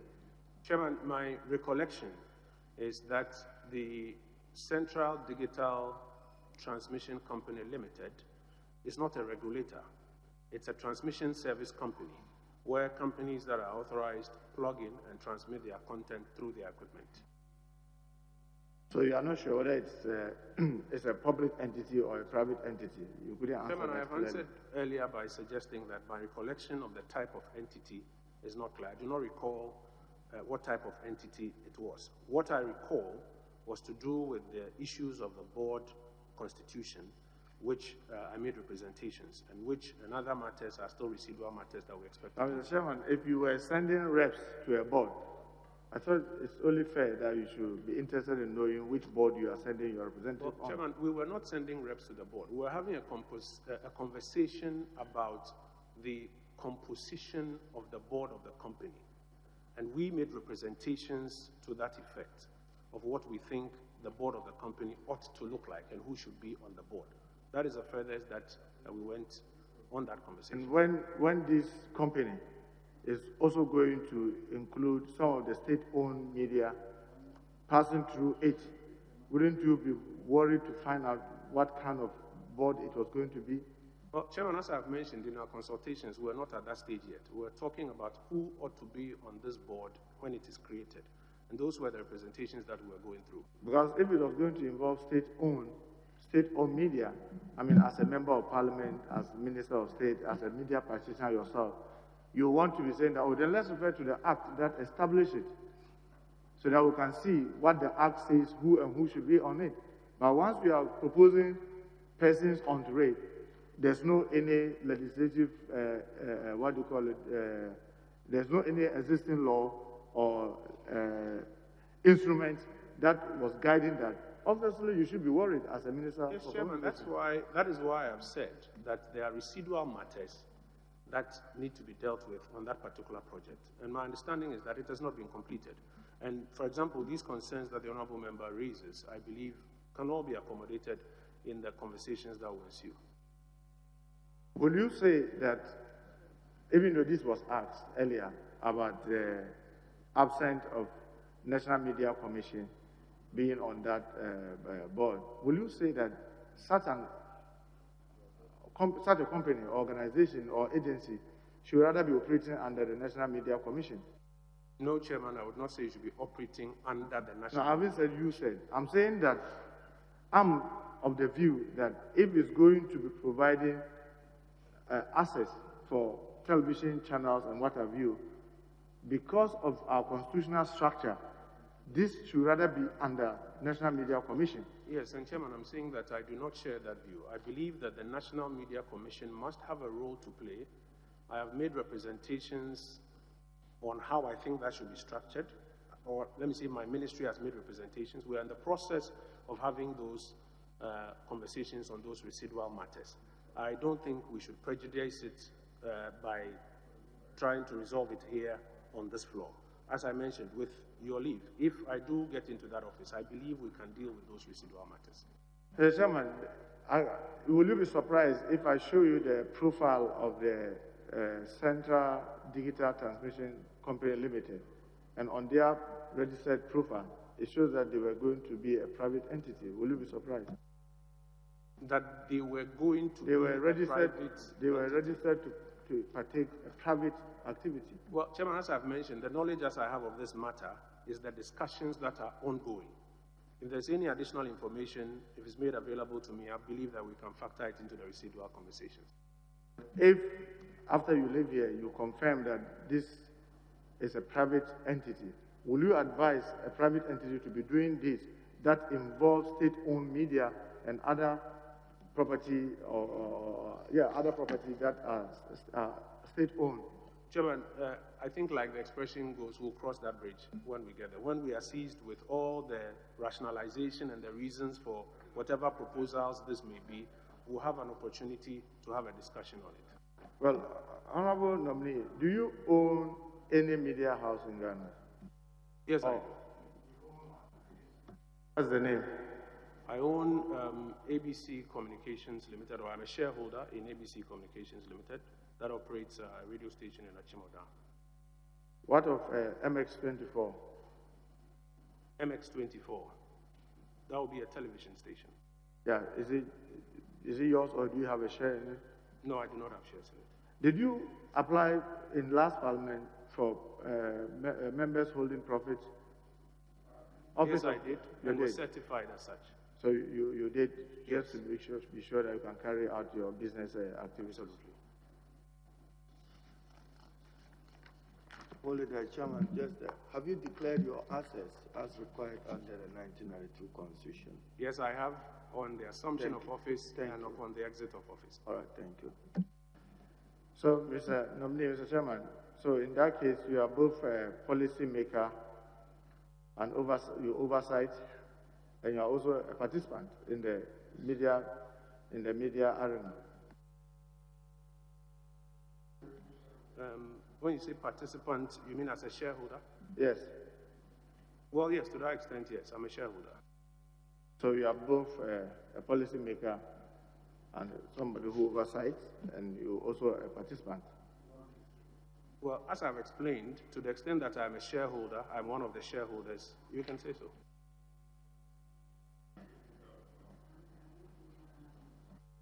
Mr. Chairman, I just want to find out the television station, when was the frequency issued? When was the frequency issued? the frequency for the television MX24 issue? I would not know. But is it when you were Minister for Communication, Minister for Information? I would not know. I am not a shareholder of that company. I would not know. You are not a shareholder in the MX24? No. Mr. Chairman, during the COVID and its reportage, since the outbreak, I mean, has government extended any financial assistance to any media houses that you know? Chairman, no, not that I'm aware of. I have made representations that where funding is available and is possible, we should support the media because, one, the media has been taking a lot of risks, going out there interviewing people associated with COVID in these risky times, and two, COVID and the economic slowdown has also affected how the media business is operating. I am advised that as resources improve and as we continue to support various sectors of the economy, that will be considered. Chairman, in an answer to an earlier question about the Presidential Task Force, you said that you were not privy to the nitty-gritties of the agreement. Is that the understanding? I have never used the word nitty-gritties here, Chairman. I have not said so. You said you are not privy to the details. Is that what you said? I have not said so. I have explained my participation at the task force, the instruction to the Ghana Airport Company Limited, what they did and the detail that they brought back to the task force. And I have suggested that the transport minister may be in a position to provide any further details that this committee may be looking But you don't have any details on the agreement, do you? No, I do not have details on the agreement. And since the issue became topical, people talking about it, I mean, the minority then issued a press statement and a press conference. You never find it necessary to find the details as information minister. The brief as I have is sufficient to me. If there are any specific details that I may be required to look for, maybe if you ask of some specific detail that ordinarily I should have, maybe I can answer you on that one. When the company, the Frontier Health Service Limited, was registered in Ghana, do you have that information? No. And whether they have operated about when the company was registered in Ghana? Yes. No, whether they have operated any laboratory in Ghana? No, because they are not details that in the ordinary course of my work it will come to my attention or that are required to be known at this point in time. I have not heard so far any claims, for example, that the procurement was done out of order or that there's anything questionable about this organization to arouse my interest in going fishing. But, Honorable, for that. Nominee, you are a lawyer. You said so. In an ordinary agreement, will those details be contained in any such agreement? I'm not even sure, Chairman, if the recitals will be in that agreement. It's not likely even if it will there. be in the recitals of that agreement, I'm not sure. But Mr. Chairman, the interesting thing is that when issues come up from any government sector, I normally hear you come out, you articulate, and you try to get the final details to be able to feed the public about their doubts, about what the facts are. But I'm surprised that when it came to this Frontier Health Services, most of the questions that have been asked, the procurement method that was used, who are the owners, do they operate any laboratory, how are they operating at the airport, how do they arrive at their charges? You don't find it necessary to inquire this information and be able to educate the public? Educate the public, Chairman, on when the company was incorporated, etc., may not necessarily be what I would desire to do. The biggest thing I've heard, which I think has warranted my attention and my curiosity, has been on the cost of the testing, about $150 initially, and then now cut down to $50 for Ghanaian and ECOWAS citizens. I have inquired about why. I'm told that that is the agreed price between the Airport Company Limited and the private service provider who was providing it. But beyond that, I mean, Leader, with respect, issues of date of incorporation, etc., will not ordinarily fit in my line of work. Mr. Chairman, in an earlier answer to a question about whether it's not very clear, the company that you own is in your CV, yeah, where you were the managing director, West Brownstone Capital. Is that the name? In an earlier answer, you said that they didn't have any liability, outstanding liability with over microfinance. No. Is that what you said? Yes. Is that for a fact? Because you're under oath. Yes. Well, there's information from Bank of Ghana that indicated that they have their outstanding of 212,751 point something.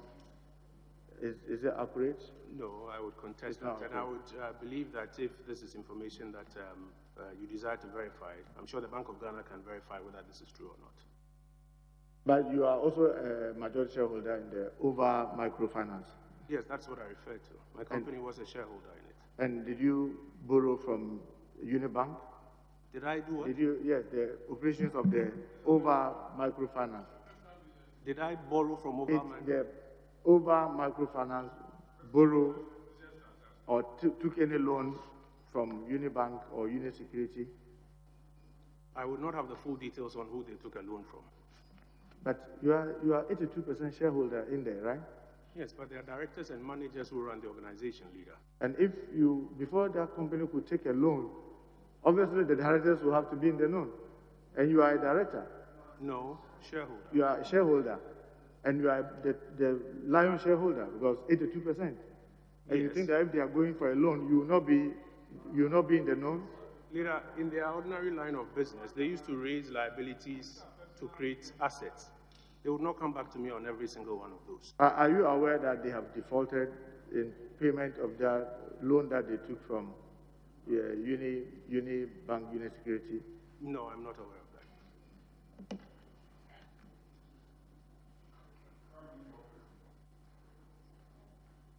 that. Mr. Chairman, very lastly,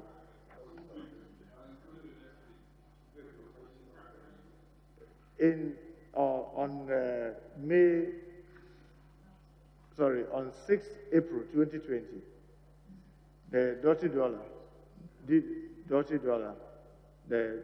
DW Dirty Dollar, they wrote to you about an assault of one Mr. Yusuf Abdul Ghani, who works for Zuria FM in Kumasi, about an assault from a military lady. And the letter was signed by Christophe Jumper, that's the head of corporate communications and PR, requesting that the matter be investigated. I don't know whether, did you receive that letter from DW? I'm not sure. They wrote to me where, at the ministry or my personal capacity or where? Yeah, the letter. This was a hand-delivered letter? The letter was dated 6 April 2020. No, about Chairman, an incident that happened on 5th of April 2020. You never received that letter? No, I do not know if there's a stamp from the ministry that says this letter was received from the ministry on that day or on any day. I don't know of this. Mr. Chairman, he said that, so far as he's concerned, Manasseh Azure did not leave this country because he felt threatened. Is that the impression that I got in the answer that you said? No, I have not said that. I said the information that was available to me was that he reported that his life was under threat. With the help of the National Security Minister, we provided him with a police guard. He subsequently left the country.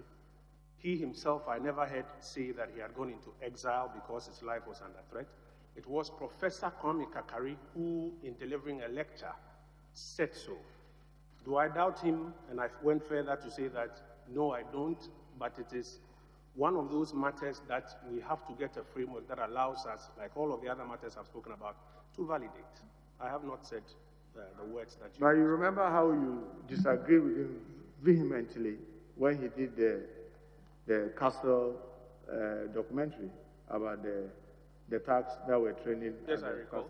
Yes, I recall. And how he was taken to National Media Commission. I led the government report to the National Media Commission. And then subsequently, you were seeking multimedia to apologize. Yes. And you thought that all those things do not fall under Article 1624, where it talks about the harassment that you said your government has complied with throughout the 4 years. Chairman, no. Article 166 provides for the National Media Commission, membership now of 18, following the amendment by Act 527, which, among other things, if you take Article 167B, says to take all appropriate measures to ensure the establishment and maintenance of the highest journalistic standards in the mass media, including the investigation, mediation, and settlement of complaints made against or by the press or other mass media. Our report of multimedia and my good friend Manasseh to the National Media Commission was not out of hatred or dislike or malice. It was because we disagreed with the piece of journalism they had put together.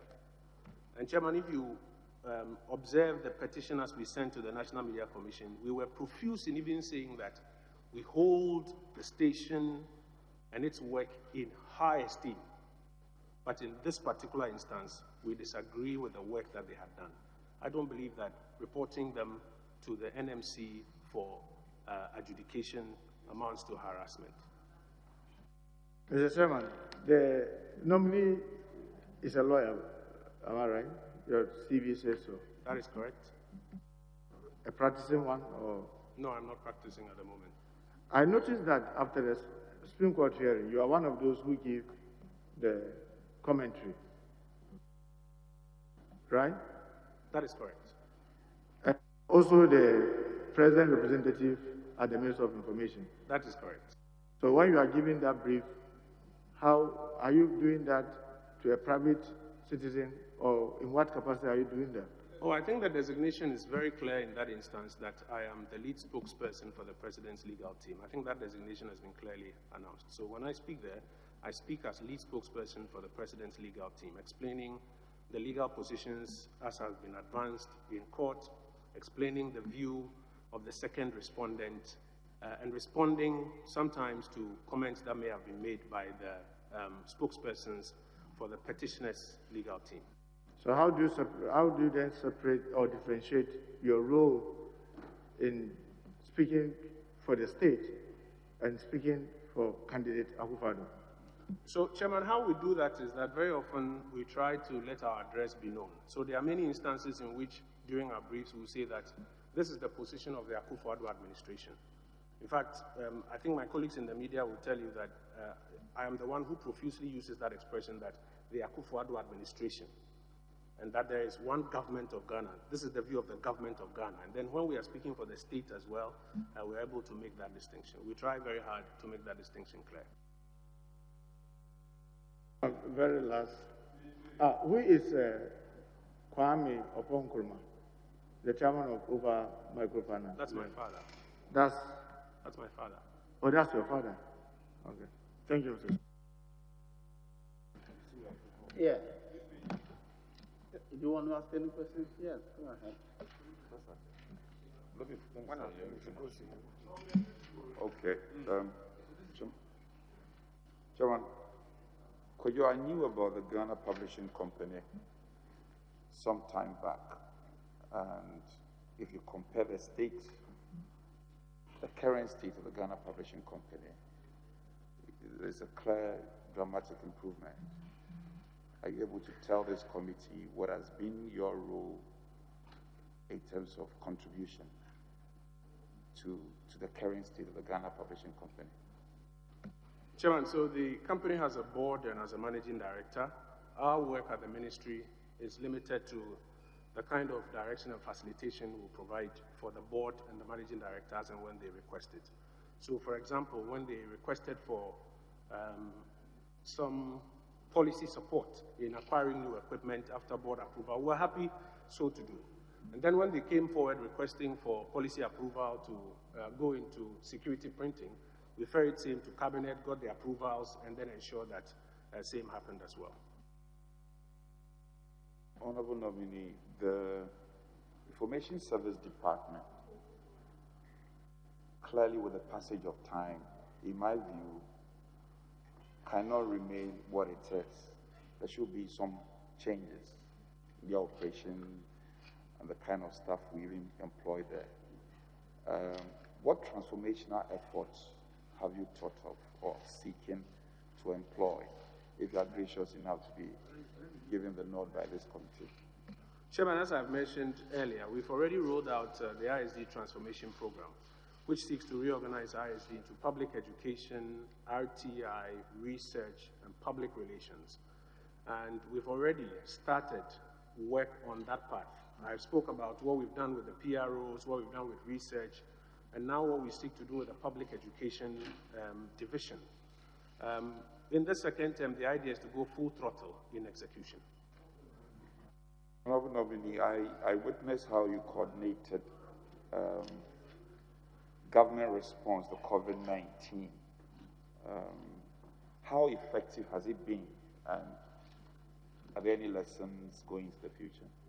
I think one of the first lessons is that we can use our own to solve problems. You know that the president's team that is put together is made up of Ghanaians who are showing their abilities and their excellence in various areas. It is, for me, a major lesson that we don't always have to rely on the West to find solutions to our problems. I think another lesson is the urgency of the now in dealing with crisis situations like this, so that when London is burning, we don't sit and fiddle our thumbs as leaders. Those will be two quick examples or two quick lessons that I draw from how the president has led this enterprise. Honorable nominee, the president, in his wisdom, commissioned the national framework for the prevention of extremism and terrorism, which I'm sure you are well aware of. What specific steps do you envisage going into the future in terms of adoption and practicalizing this framework? Well, in terms of my area, one of the things that is required is public conscientization. Because if the public is not aware of the risks of terrorism, etc., it may even be walking around in the community and they may not pick it up.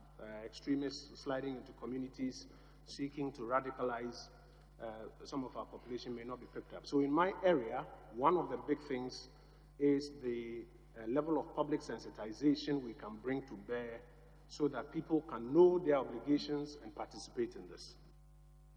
Honorable Dobini, I recall, I think the 7th Parliament, I served on the Special Budget Committee, and there was a concern about monitoring of our media landscape, and that the National Media Commission was seeking to procure a particular gadget of substance to facilitate the monitoring activities. I don't know how far this has come, and if it is known to you, what has been done about it. Yes, Chairman, the National Media Commission shared with me their costings for that project. Our expectation will be that as we get into a new budget cycle, we can advocate for them to be given those resources to execute this. Chairman, I'm grateful. Thank you. Chairman, I should thank you for the opportunity, and I also join you and colleagues in congratulating our colleagues.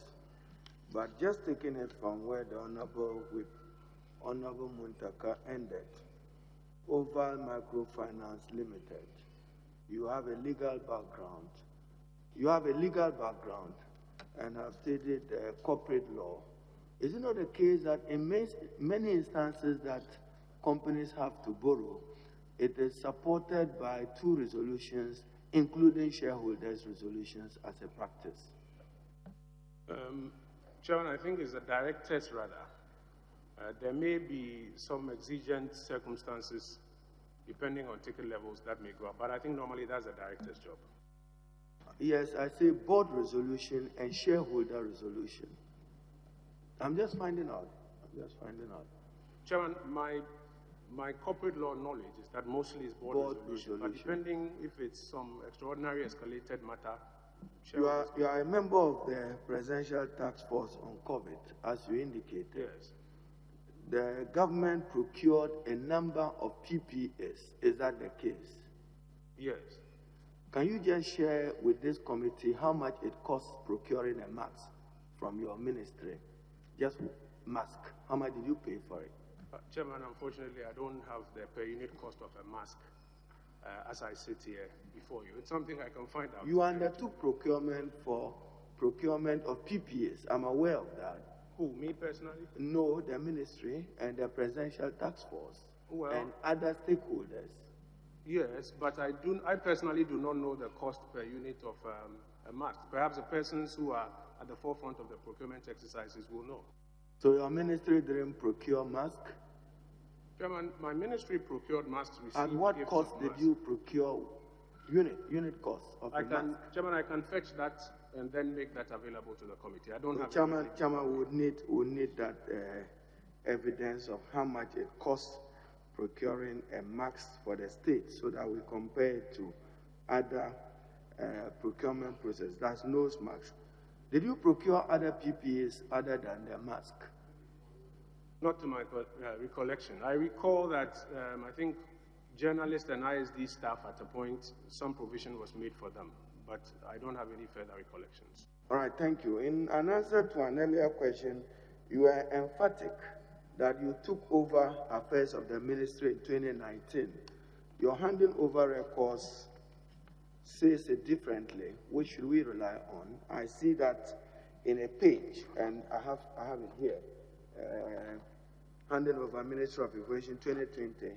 There's a paragraph, and I quote Chairman with your indulgence. The ministry was under the leadership of Honorable Dr. Abdul Hamid since its rebirth in January 2017 to August 2018. He was succeeded by Honorable Kojo Oppong Nkrumah, August 2018, and not 2019 as you submitted to this committee. Chairman, I think the appropriate date will be November 2018. November 2018. Chairman, I'm not challenging him. This is an official document signed by you. Yeah, Chairman, we've noticed that error, and the error comes about because the letter which is inserted into it. So should I assume that there are many errors in your handing over notes? No, Chairman, that is the only one that we cited. Office, we cannot have that? No, Chairman, that's the only one that we cited. And it is because the accompanying letter, which you will find has been attached to it, was signed separately from the document itself. Chairman, these are not my words. I'm quoting from his own officially submitted report. And this is the record which is made available to us. What plans do you have for the Ghana News Agency? They still have problems with the staff. They have problems with office accommodation. They have challenges. You know what Reuters is doing. They can link up with many of those major international links. What specific plans do you have for the Ghana News Agency? Chairman, I think the new leadership of the Ghana News Agency has developed a clear plan for turning the organization around. Their challenge has been resourcing. What we are exploring with them now is how to get a number of state-owned enterprises or state-owned entities that regularly pay money to international organizations to promote their work, to instead contribute that same amount of money to GNA so that GNA can use it, as it were, to recapitalize and turn its operations around. This will include the Free Zones Board, the GIPC, the Ghana Exports Promotion Agency, and related agencies that usually rely on international communication platforms to promote their work. We are looking to work with them to rather channel that funding through GNA so that GNA can do that same exercise for them. Are their staff, just like many other staff at the Information Service Department and others, as captured in your report, suffering from the general unattractive conditions of service? Is there anything you can do about it, or generally public service of Ghana? Chairman, you're talking about the Information Service Department, correct? Yeah. ISD, all the entities under you, I see unattractive conditions of service. So for ISD in particular, we've managed to get them a new scheme of service, which steps up their compensation and the environment within which they should be working. For GNA, I've just spoken to how we hope to get resources injected therein. GBC, I think I've spoken to it. Ghanaian Times is what we are working with their leadership on. They have had significant changes in leadership, which have made it difficult for us to get their buy-in on the proposals we have. As I've mentioned, specific to the state-owned media, we can recommend and suggest, but because of the creature that they are, we cannot, as it were, force things on them. Chairman, I further will note that there is general lack of interest and enthusiasm in local sports, particularly football. I know you are not essentially responsible for football, but because you are, your mics are, because you are responsible for information, what is it that we can do to raise new consciousness and interest in our local sports? And what will you do as minister to enhance that? If my memory is correct, in the UK at a point in time, the mandate of sports was commingled with, I think, media and culture. Because I think the view was that media is a good tool for promoting sports. I believe that a stronger collaboration between the promoters of sports themselves and the managers of the media enterprises can assist in bringing back the love, as it were, and shoring up interest in local sports. Yeah, in an answer to the Honorable Montaka, when he referred to the Manasseh Azure expose, and you relied on the ruling of His Lordship Datiba, if you read the ruling well, there are cautions at all times as to efforts and attempts by state institutions to emasculate the media. Harassment of the media may not necessarily be a direct harassment, but will you admit that probably those actions you considered was because of the embarrassment that was associated with the expose done by Manasseh Azure, and therefore we are not wrong in assuming that subtly you were kind of seeking to punish him for what he had done? Chairman, far from that. I have worked at multimedia before, for close to a decade. Many of the persons involved in this enterprise are persons I have personal relationships with. Indeed, during the hearings, there will be many times that the NMC officials, when they come to the lobby, would joke that, well, perhaps this is a matter you guys can go settle, because here you are sitting and chatting. It was purely on the face of our disagreement with them that the publication they had put out did not meet the standards. And I think the ruling spoke to those specific issues where the photographs and footage did not comply with the content and the narrative that had been put on it. But beyond that, I don't think that conversations about embarrassment, etc., will be the ones that will occasion the actions that government took. Chairman, may I require from the nominee, Ghana needs to be branded. Ghana, as a country, I've seen in your handing over notes a certain page on branding. And as we all just drive outside here, if you drive just by the United Kingdom embassy offices, you see outside it, soccer, Great Britain, innovation, Great Britain. Just as we drive, when you pass GIJ and you read to your left, that is an act of trying to sell their country. I appreciate that it will not be an individual effort. You will need to collaborate with the Ministry of Tourism, the Ministry of Communication, and others, even Ministry of Trade. I recall that the Honorable Hannah Tete at the time, just probably that's even the day we lost President Mills, if I recall, 24th July 2012. What branding plans do you have for Ghana? Chairman, branding is a very technical area. Even the concepts to use, the ideas to use. The examples that leader cites, even if I'll hazard a guess, themes that they have come up with after extensive research and consultation. Our general idea is to have a recognizable identity for Ghana on the global stage that pushes trade, that pushes the export of services, that pushes investment attractions into the Ghanaian jurisdiction. In 2020, we had hoped to commence fully the Brand Ghana exercise until almighty COVID hit us all. Our hope will be that as we get out of this COVID wave, now that vaccinations, etc., are in the pipeline, we can get back onto it. But the idea will be to broadly outline the themes and to find the skilled people here within the Ghanaian jurisdiction who have done a lot of these campaigns for private sector to take this and lead this, including Advertising Association of Ghana, etc., so that that identity that we are looking for, we can sell on the global stage. Do we have an advertising bill in Ghana? Advertising bill. No, Chairman. What so we you see the streets, unregulated, district assembly, municipal and metropolitan assembly, everybody is selling something on the wall. Would you work with your collaborative ministries to give Ghana an advertising bill?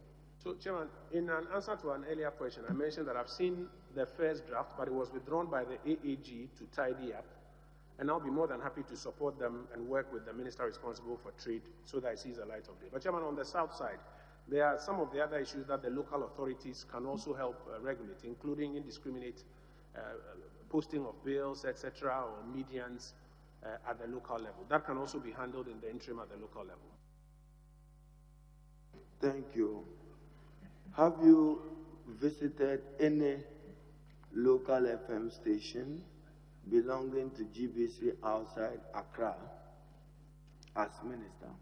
Yes, Chairman. I mentioned earlier that even for the reopening of the GBC station in Yendi, I myself was the first person to go on air on that station, even after its reopening. This probably may not be yours directly, but again, you were referred to the Central Digital Board, and you and your colleague, the Minister for Communication, if you check your records well, yes, we have built a digital infrastructure which was supposed to transit Ghana from analog radio to television. We expected that there will be improvement in the quality of radio and television. I see that the Central Digital Board, as far as I'm concerned, is not backed by any legal framework. Will you give legality to it? As I mentioned, there are a number of residual matters, including that. I'll work with the minister responsible for communications on it. Because, Chairman, why I raised it, at the time that we initiated the transition process following the Antalya Declaration, there was a committee. I can recall 2 or 3 names. I can't get all the names, but I recall there was a committee where National Media Commission was represented by one Banama, one Fianku, representing the National Communications Authority, and one Dr. Ikarios, representing GBC. Therefore, the concern that the Honorable Muntaka raised, stakeholder engagement. This is a national infrastructure. Therefore, you cannot be doing this, and I'm not saying you, without the input of the National Media Commission and the Independent Broadcasters Association. Can we be assured of that, the 2 of you, that you may be supervising that infrastructure for the Republic? Can you give us any assurance? My assurances, Chairman.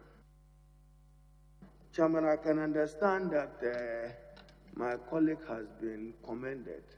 Ministers for information can also be ministers for disinformation. Yours is to trust in what you are saying, to trust that President Akufo-Addo, when he says $1 million per constituency, he would honor. When he is struggling with the reality checks, do you struggle with your tongue? Chairman, I'm not sure I got the question, but please come again. I say when he's struggling with implementation, because $1 million will now manifest about 5.8 million Ghana cedis times a year, times 275. Now, you as Minister for Information have a difficulty selling that. I said, does it make you struggle with your tongue? Well, Chairman, as I mentioned earlier, I work with briefs as I receive them from across government. Leader has been very experienced in this political exercise, so he will know that you rely on the briefs that you receive to do your work. Where new circumstances are occasioned, you must get updated briefs and seek to get the answers and be able to explain them as honestly and as clearly as possible. That is the challenge of any information minister, and it's a challenge that I wake up every morning seeking to surmount.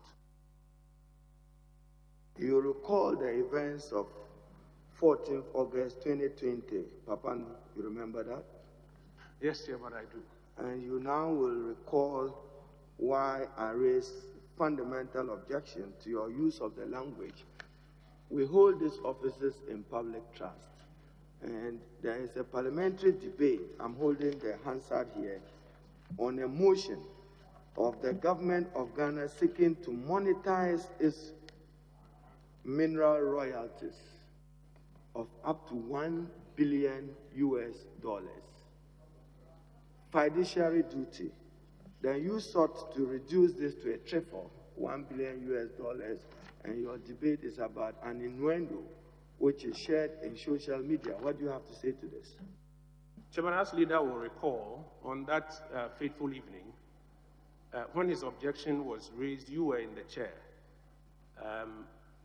I voluntarily sent word to you that I would like to apologize and have it expunged from the record, and you gave me leave so to do. As leader will recall, right in the division room here, when he stepped out, I approached him and expressed again my apologies to him. Because, as I argued, I had no intention of reducing the quality of the debate. Indeed, if you follow my entire debate, I had made my submissions on the substantive matter. It was in the end that my good friend George Napro from the other side is the one that I took a jest at. And right that day, I asked for it to be expunged from the records. No, so I'm not talking about jabs. We all do it on the floor of Parliament. But I'm saying that the magnitude, the weight of the matter that we were debating, $1 billion US to be mortgaged. You even argued, I'm still holding the Hansard, that it was not debt, but another way of debt financing, in my view, with my little finance background. I would disagree with you intellectually at that level if you say that it's not debt. But whilst looking at it, I just want you to appreciate.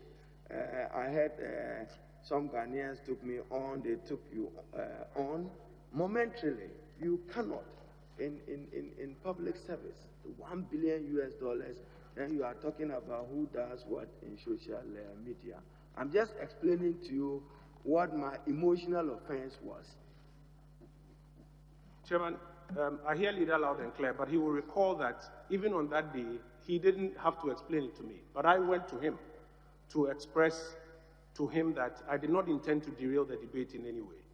Leader has known me for many years, even before I came to this chamber, and he knows that ordinarily we would not debase a conversation of that nature. And indeed, as he mentions, the official record before him captures my submissions on the substantive matter. So, Leader, you have my assurances. Minister for Information-Designate, what's Ghana's standing in respect of COVID as at this evening? COVID, where are we? Leader, I've been here for a few hours. I may have to check the latest numbers. Where the numbers changed. The last time I saw was about 7,000 plus. But between then and now, it is possible that the numbers would have been refreshed on the website. And I may have to refresh my notes before I can accurately answer that question. Is a new variant in Ghana? Can you confirm or deny? Yes, Chairman. The Ghana Health Service has acknowledged that the new variant is in Ghana. And it has a higher rate of spread and a higher disease burden. And we're all encouraged to be more compliant of the preventive etiquette. Now, RTI, my interest in it is as a tool and instrument to combat corruption and to enhance greater transparency and accountability in the delivery of public services and goods. Having taken off with that legislation, what are some of your constraints as minister? Well, Chairman, not every public institution is eager to admit RTI officers as we send them or eager to designate as we require. And that is one of our challenges. We've had instances where you post RTI officers and the organizations return them under the guise of we don't have room, we don't have furniture. But we've been able to successfully post a good number of them and train the numbers as I put before you. Moving forward, Chairman, we think that time is coming for us to work on the legislative instrument that will flesh out some of the issues. The RTI Commission has made representations to us that they would want us to discuss eventually if, with your grace, I do become Minister responsible for information. For example, how the Act will apply to private sector is one of the issues that under the regulations, in accordance with Section 83(2) of the Act, we would have to look at. The question of ceding of some of the fees eventually when it comes into fruition to the RTI Commission is being discussed, possibly under the LI. Prosecution of offenses by the Commission is something that we are looking at. Certification of public institutions that are RTI compliant by the Commission as well. So these are some of the areas that we are looking at moving forward in terms of the LI to close some of the gaps in that. So you are providing leadership as minister. The frontline health services, the Honorable Muntaka referred to, assuming a Ghanaian citizen tomorrow wants to come under RTI to seek information, can he be assured that he would have access to that information within the remit of the legislation on RTI and our collective quest to fight corruption? Yes, Chairman, as I mentioned earlier before your committee, already a number of people have applied under the RTI legislation and have received the information that they have requested for. And we encourage anybody who wants information to visit the public institutions. I acknowledge, however, that in these nascent days or stages, it will not be perfect from day one. But as you visit and as you draw our attention, then we can work towards tightening some of the loopholes. I'm still referring to your handing over notes, Chairman, and I refer to what the Honorable Brian Achampong had raised, and I now see practical evidence of his concern. Establishment of 140 radio studios nationwide. What do you mean by that? Chairman, you would have to give me the context. It's a big document. It's your document. I know, but if you can just help me with the context. Okay, you want the clerk to bring it to you? No, I have a copy here, so if you help me with the context.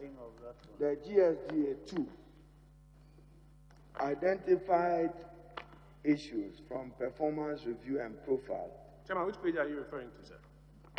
It has page 33 with some deep green and light green lines. If it's in context of GBC, I understand it. But if it's radio studios, I hope I'm not confusing it for radio stations.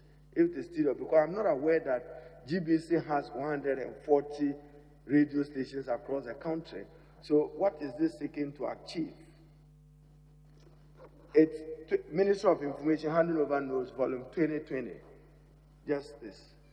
Yes, Chairman, and you're saying page 33? Yes, page 33 of that.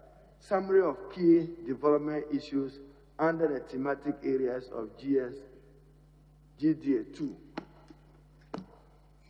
Yes, Chairman, I think it's a gap analysis from the GSGDA 2 under the theme of the transparent, responsive, and accountable governance. So, for example, they've identified some of the gaps which they will propose that we are able to close. And yes, this will be under the summary of key issues identified from the Performance Review 2014 to 2017.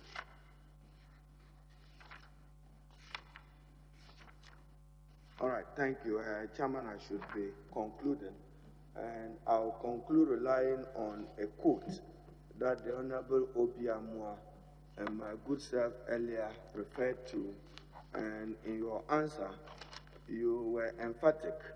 Yes, my understanding of the Constitution as I read it, Article 162, and I always preface it with my popular observation that your right to speak ends at my right not to listen. therefore moral limitations, not constitutional limitations.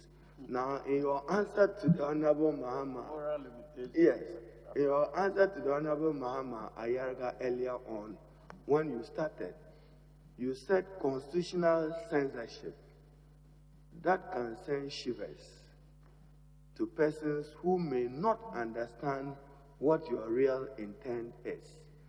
Because to the extent, yes, there are limitations, I've just given you one, but the likelihood of persons exercising state authority interfering with the work of the media and seeking to emasculate them in the name of national security is high. But what I would appreciate when you are responding to the Honorable Agalga, probably this is my view, you could have used the Rwandan example